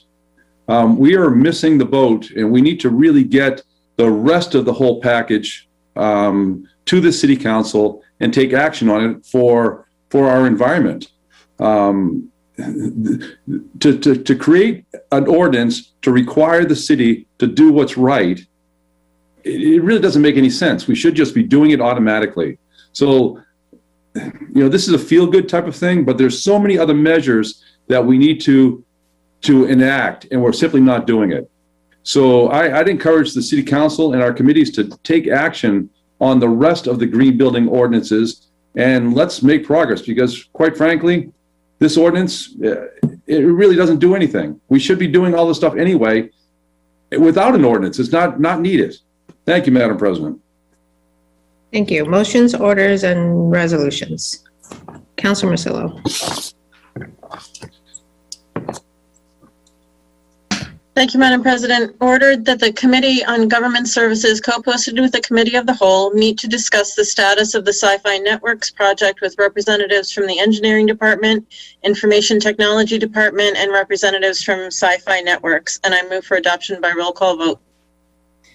Councilor Marcillo moves for adoption by roll call vote. Under discussion. Thank you, Madam President. This is just, I have a growing list of questions about the status of this project, the schedule, when we're going to have a real solid schedule, maintenance issues. So I would really just like all the heads to get together and have a real discussion about what's going on right now, what the outstanding issues are, and how we're moving forward with this. Thank you. Any further discussion? Seeing none, Madam City Clerk, please call the roll. Councilor Torrio. Yes. Councilor Sargent. Yes. Councilor McCarty. Yes. Councilor Prosnewski. Yes. Councilor Marcillo. Yes. Councilor McCarthy. Yes. Councilor Hapworth. Yes. Councilor Dominguez. Yes. Councilor Dibble. Yes. Councilor Madore. Yes. On the order, for Sci-Fi Networks to meet with Government Services co-posted, we have 10 councilors voting, 10 affirmative, none negative, 1 absent. The mayor carries. Further orders, motions, or resolutions. Councilor Terrio. Thank you, Madam President. City Council, October 28th, 2021, ordered that amplification may not be used by public guides on Ocean Avenue or on Shore Avenue, and I move adoption by roll call vote. Councilor Terrio moves for adoption by roll call vote. Under discussion. Thank you, Madam President. Briefly, this is just a quick blanket order to allow police to enforce the no amplification zone at the approximately at and around the Hocus Pocus house down on Ocean Avenue. We're having problems with tour guides who bring people down there, and it's become much more of a destination in the last few years and brought a lot more traffic and people to the neighborhood this time of year. And so we're having issues now with tour guides coming down and being on their, having their speakers mounted, and it's really annoying people in the neighborhood. So if they must bring people down there, let them speak with their inside voices and be a little less annoying in doing so. Thank you. Any further discussion? Being none, on Councilor Terrio's adoption, motion to adopt, Madam City Clerk, call the roll, please. Councilor Torrio. Yes. Councilor Sargent. Yes. Councilor Riccardi. Yes. Councilor Prosnewski. Yes.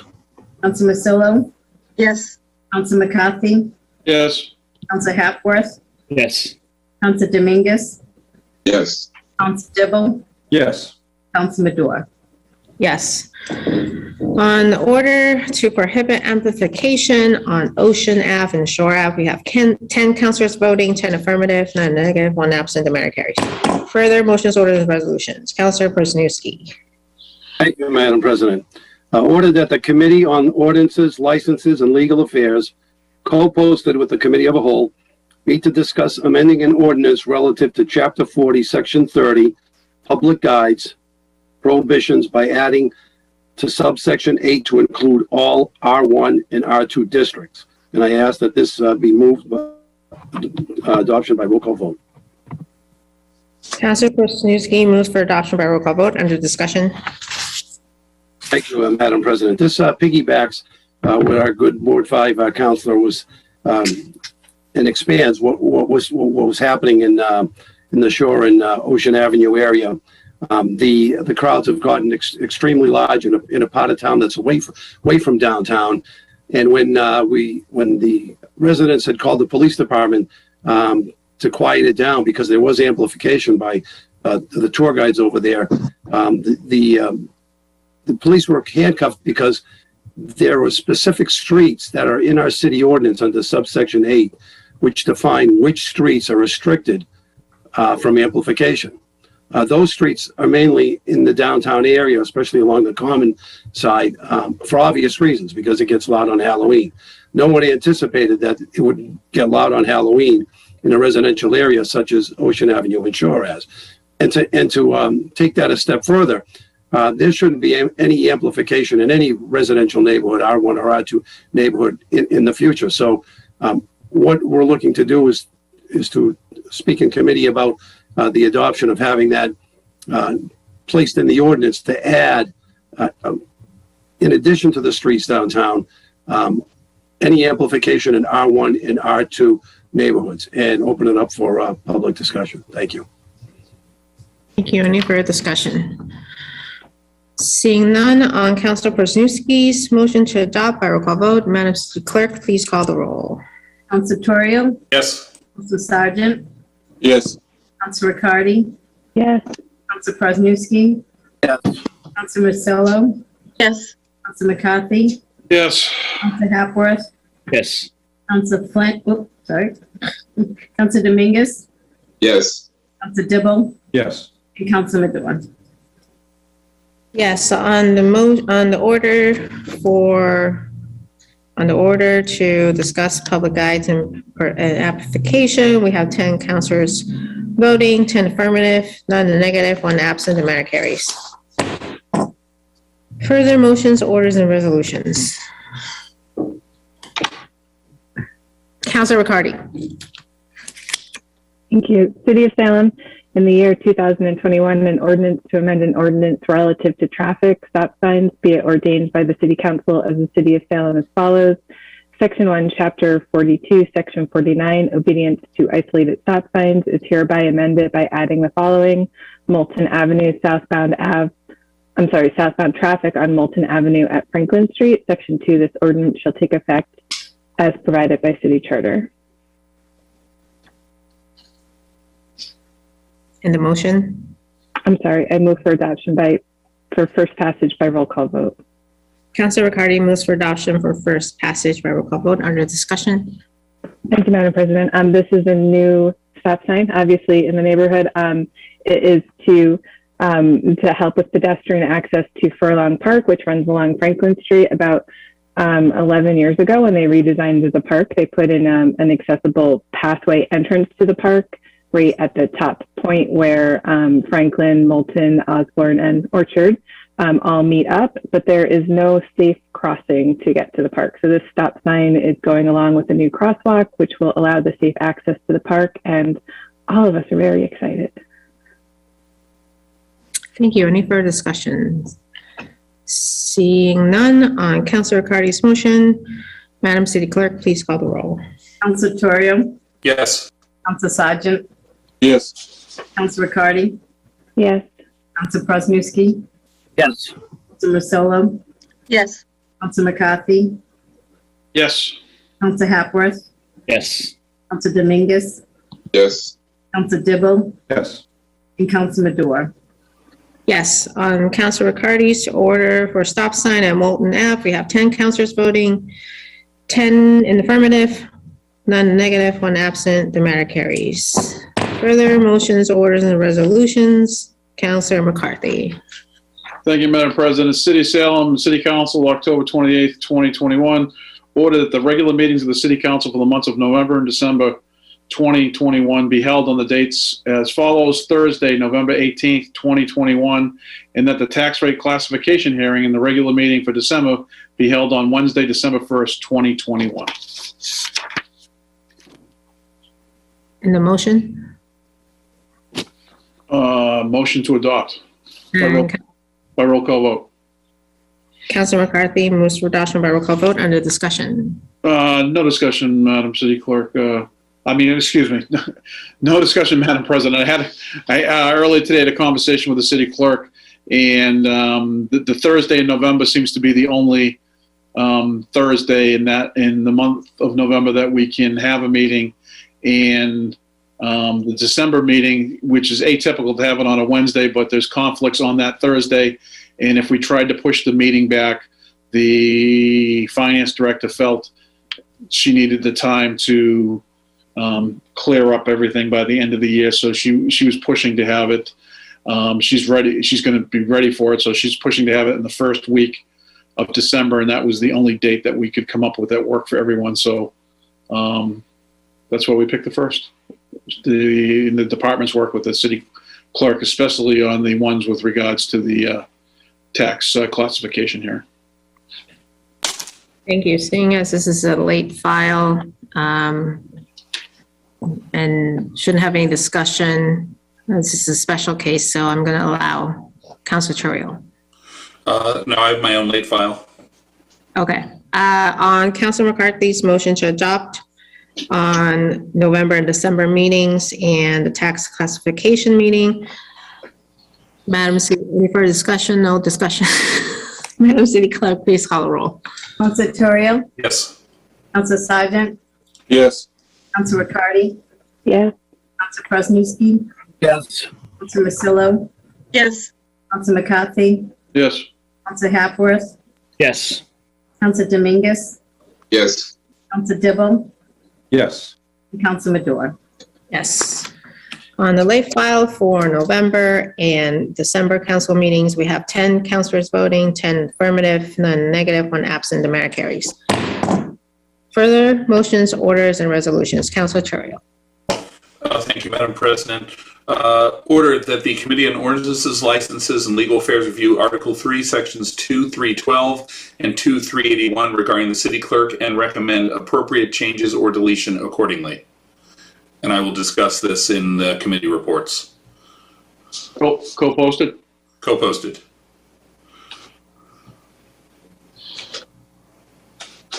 The late file for Article something. Article 3, sections, the city clerk has the wording.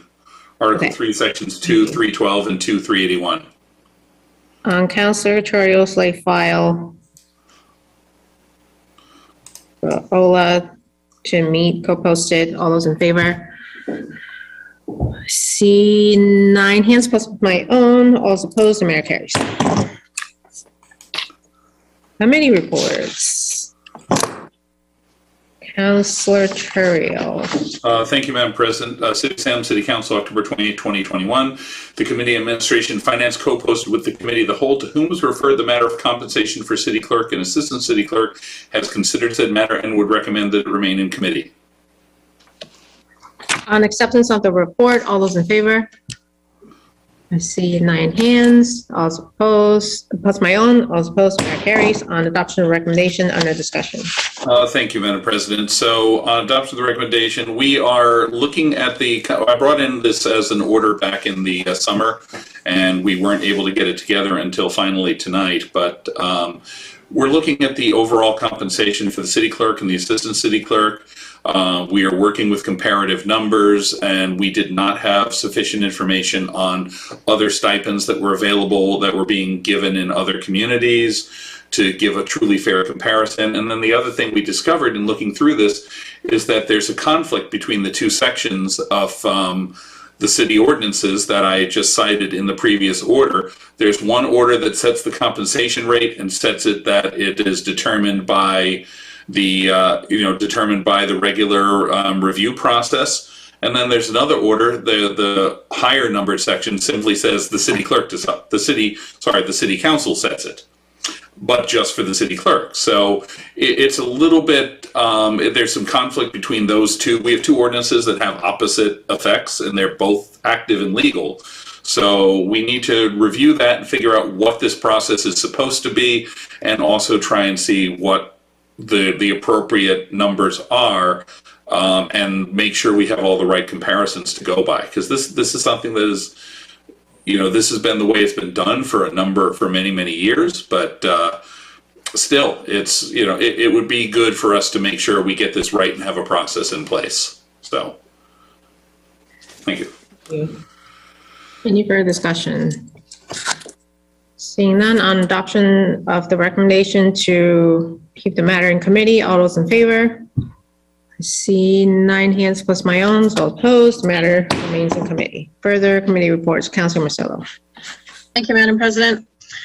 City of Salem and City Council, October 28th, 2021. Committee on Ordinances, Licenses, and Legal Affairs, to whom was referred the matter of a hearing for denied taxi operator Holvins Jimenez, has considered said matter and would recommend that it be denied. On acceptance of the report, all those in favor? I see 9 hands plus my own. All those opposed, the matter carries.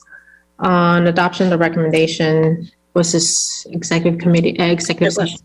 On adoption of recommendation, since this is held under executive session, we can't have discussion. Should we do a roll call, Madam City Clerk, or just, no, that's okay. On adoption of, you don't have to. Okay. On adoption of the recommendation to deny, we all those in favor? 1, 2, 3, 4, 5, 6. We see 8 hands plus my own. All those opposed. The matter is denied. Further committee reports. Thank you, Madam President.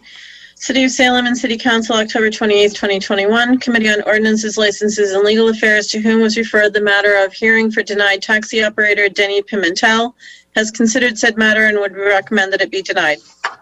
On acceptance of the report, all those in favor?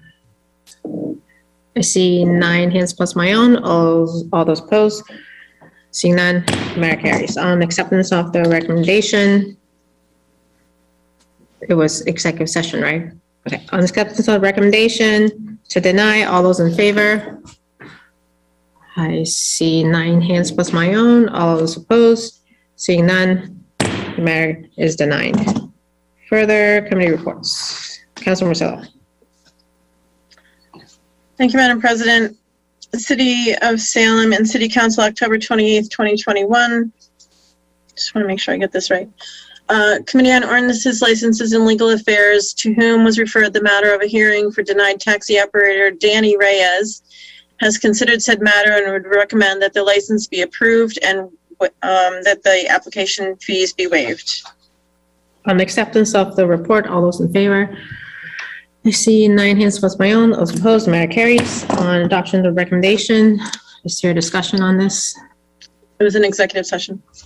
On adoption of the recommendation to approve the license and waive application fees, all those in favor? I see 9 hands plus my own. All those opposed, the matter carries. Further committee reports. Councilor Marcelo. Thank you, Madam President. City of Salem and City Council, October 28th, 2021. Committee on Ordinances, Licenses, and Legal Affairs, to whom was referred the matter of a hearing for denied taxi operator Juan Pimentel, has considered said matter and would recommend approval of a temporary 60-day license with the condition of getting a letter of recommendation from his parole officer and probation officer, and to waive the application fees. On acceptance of the report. Sorry? I was just going to say again under executive session. On acceptance of the report, all those in favor? See 9 hands plus my own. All those opposed, matter carries. On acceptance of the recommendation, all those in favor? I see 8. Let's see those hands. I see 9 hands plus my own. None opposed. The matter carries. Further committee reports. Councilor Marcelo. Thank you, Madam President. City of Salem and City Council, October 28th, 2021. Committee on Ordinances, Licenses, and Legal Affairs, to whom was referred the matter of a hearing for denied taxi operator Tommy Sanchez, has considered said matter and would recommend that it remain in committee. On acceptance of the report, all those in favor? I see 9 hands plus my own. All those opposed, the matter carries. On adoption of the recommendation, was this executive committee? This was, he wasn't at the meeting, so we're going to give him another chance. On keeping the matter, on adoption of the recommendation to keep the matter in committee, all those in favor? I see 9 hands plus my own. All those opposed, the matter carries. Further committee reports, Councilor Riccardi. Thank you, Madam President. City of Salem and City Council, October 28th, 2021. The Committee on Public Health, Safety, Environment co-posted with the Committee of the Whole, to whom the matter was referred. The matter of drafted ordinance related to urban agriculture has considered said matter and would recommend return to the full council with a recommendation for a joint public hearing. On acceptance of the report, all those in favor? See 9 hands plus my own. All those opposed, the matter carries. On adoption of the recommendation, under discussion. Thank you, Madam President. We've had some great, we really kind of ironed it out and worked it out in PHSD related to the urban agriculture ordinance. We have met 5 times as a PHSD committee to have this as a topic in the committee meeting. And on top of that, we've also met outside of the committee with the city solicitor, with the experts that helped draft this ordinance. And we also have met with the building inspector, the animal control officer, as well as outside legal counsel, Robin Stein, who has helped with the zoning information in this ordinance as well. So a lot of work and effort has been put into this, and I'm very excited to see that. I think we're really in a great draft and a great spot for this ordinance. The most current version was sent out. There were 2 versions, but eventually I think you all got the correct version that was voted to be sent back to council for joint public hearing at the end of the Public Health, Safety, and Environment Committee meeting on Tuesday.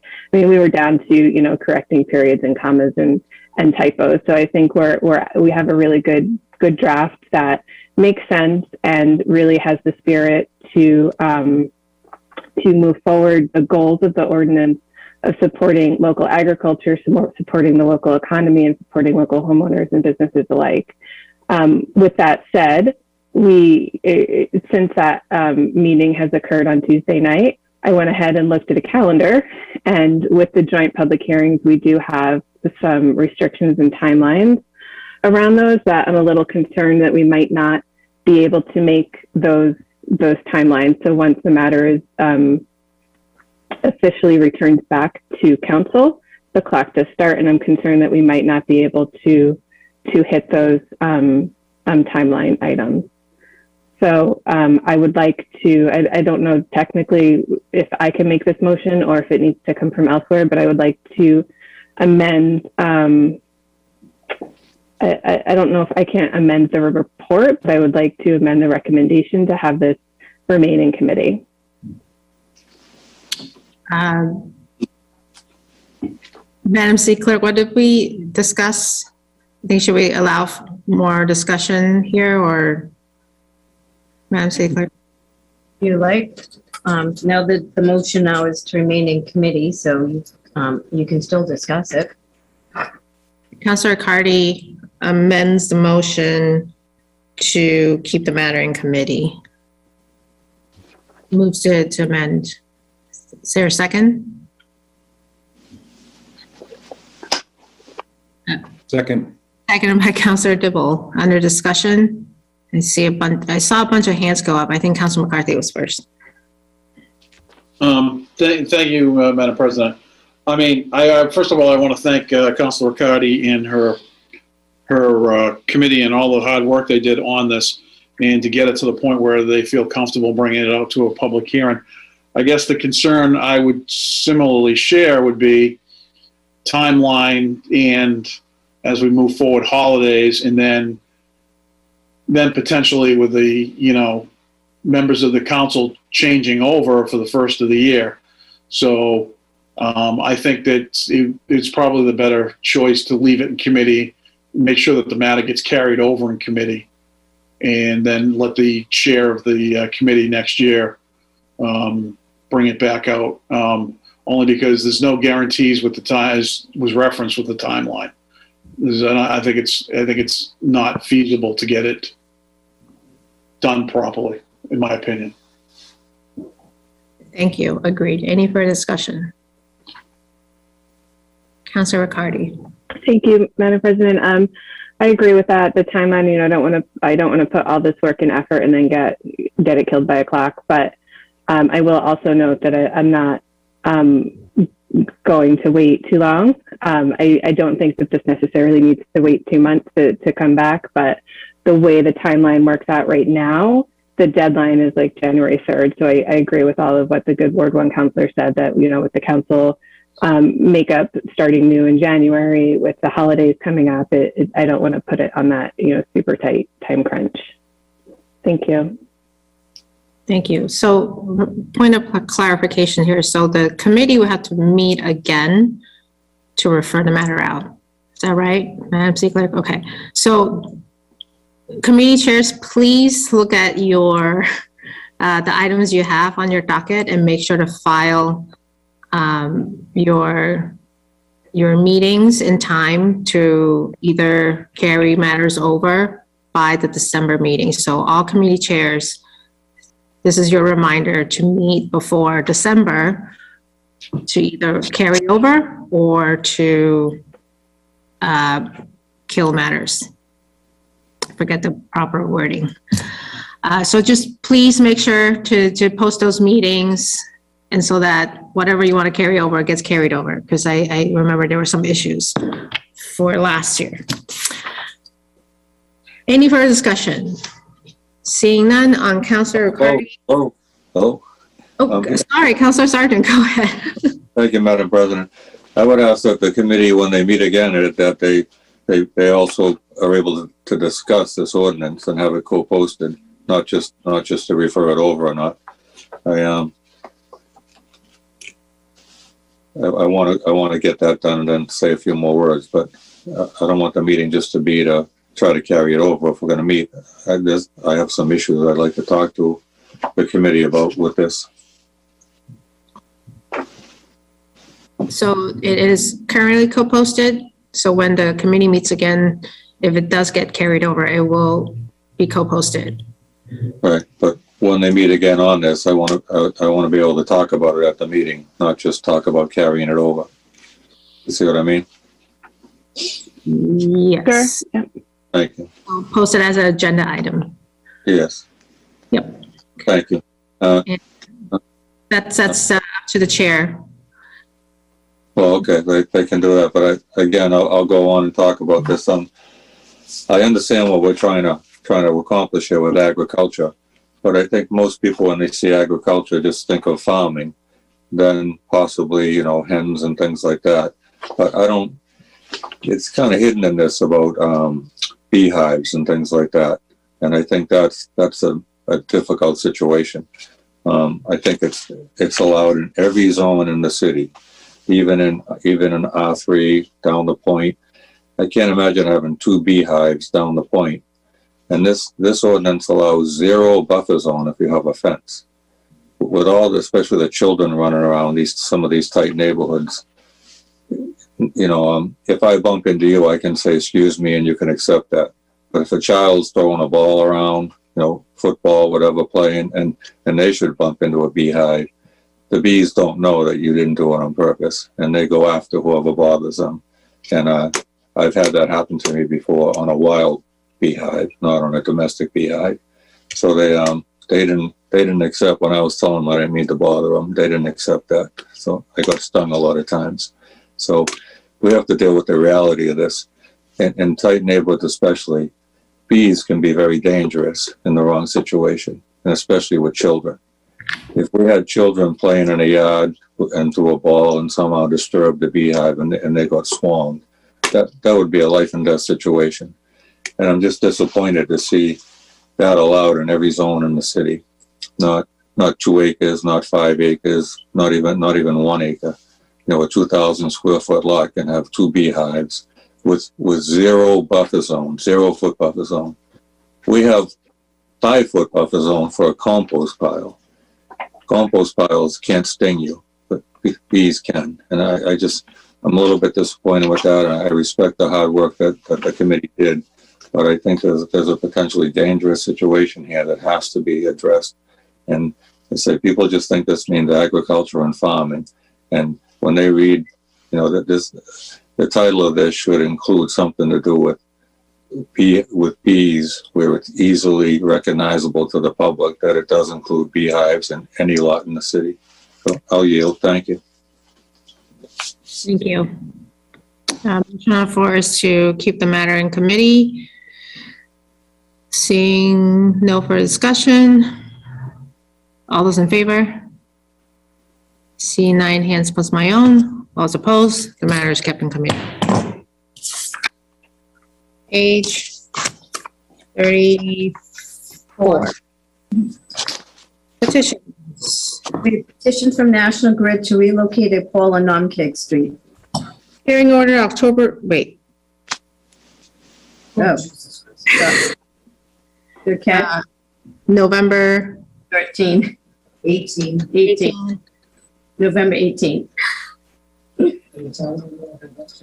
Yeah. Hearing order November 18, 2021. Further petitions. Petition from National Grid to install cable replacements on Bridge Street. Hearing order November 18, 2021. Further petitions. We have a public guide and limo application. Councilor Marcelo. Thank you, Madam President. I move that these be granted. Councilor Marcelo, move that these be granted. All those in favor? Seeing 8 hands plus my own. All those opposed? Seeing not, 1 opposed? There should be 9 hands in, yeah. 9 hands plus my own. Yep, okay.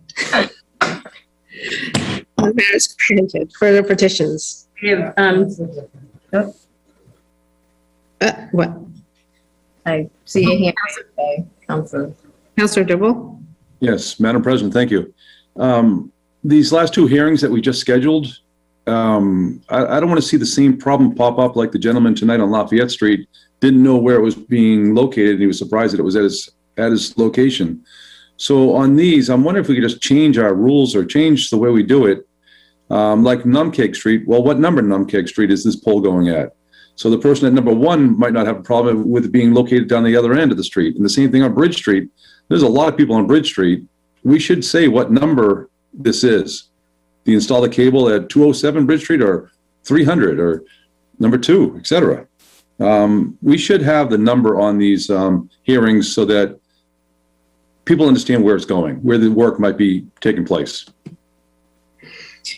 Thank you. I will request that, Madam City Clerk, when you post the notices to abutters, to provide as much material as you can with National Grid's assistance. Thank you. Where were we? Further petitions. We have 2 taxi operator license. Councilor Marcelo. Thank you, Madam President. I move that these be denied. Councilor Marcelo, move that these be denied. All those in favor? I see 9 hands plus my own. All those opposed? Licenses are denied. Further petitions. We have 2 claims. Councilor Marcelo. Thank you, Madam President. I move that these be referred to the Committee on Ordinances, Licenses, and Legal Affairs. Councilor Marcelo, move that these be referred to the Committee on Ordinances, Licenses, and Legal Affairs. All those in favor? I see 9 hands plus my own. All those opposed? Matter carries. Unfinished business. We have a Go ahead. The traffic ordinance amending handicap parking for Forester Street. Councilor Hapworth. Thank you, Madam President. Second passage of a traffic ordinance amending handicap parking in the year 2021. An ordinance to amend an ordinance relative to traffic, Chapter 42, Section 50B, handicap zones, limited time. Be it ordained by the City Council of the City of Salem as follows: Section 1, amending Chapter 42, Section 49, handicap zones, limited times, is hereby amended to add it by adding the following: Forester Street, 1 handicap parking space to be added in front of number 9 Forester Street with a distance of 20 feet. Section 2, this ordinance shall take effect as provided by the city charter. I move for confirmation by roll call vote. Counselor Happer moves for adoption for second passage by roll call vote. Under discussion? No discussion. No discussion. Seeing no further discussion, Madam City Clerk, please call the roll. Council Terrio. Yes. Council Sargent. Yes. Council Riccardi. Yes. Council Presnewski. Yes. Council Marcillo. Yes. Council McCarthy.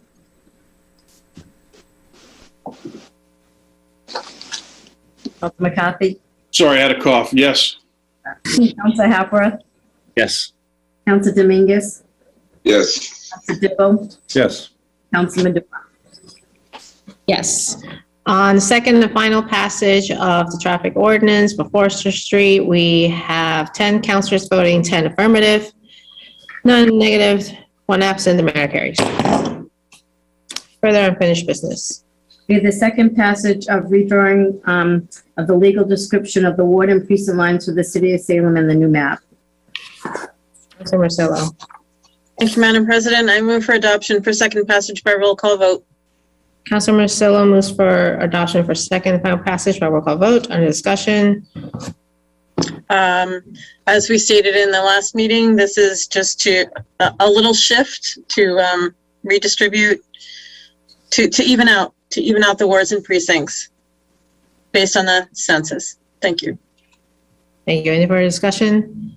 Seeing none on Councilor Marcillo's motion to adopt for second and final passage, Madam City Clerk. Council Terrio. Yes. Council Sargent. Yes. Council Riccardi. Yes. Council Presnewski. Yes. Council Marcillo. Yes. Council McCarthy. Yes. Council Hapworth. Yes. Council Dominguez. Yes. Council DeVoe. Yes. And Council Maduro. Yes. On second and final passage for redistricting, we have 10 councilors voting, 10 affirmative, none negative, 1 absent. The matter carries. Councilor Marcillo. Thank you, Madam President. I move for immediate reconsideration in the hopes that it does not prevail. Councilor Marcillo moves for immediate reconsideration and hopes it does not prevail. All those in favor? All those opposed? Opposed. 9 hands plus my own. The matter is not reconsidered. Anything else? Hopefully we can figure out how to meet here by next meeting, right, Madam City Clerk? I don't want to overpromise. In November 30th, but we're still working on it.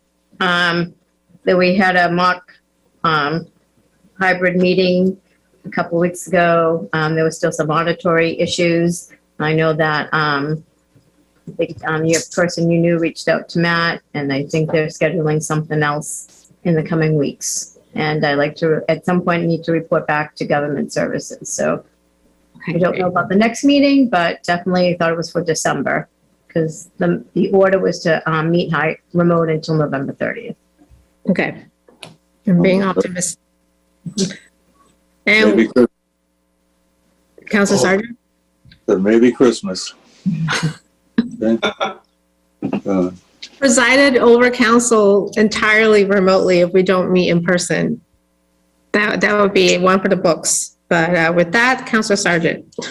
Move for adjournment from my non-desk at City Hall. Councilor Sargent moves for adjournment. All those in favor? 9 hands plus my own. We are adjourned. Have a good night, everybody.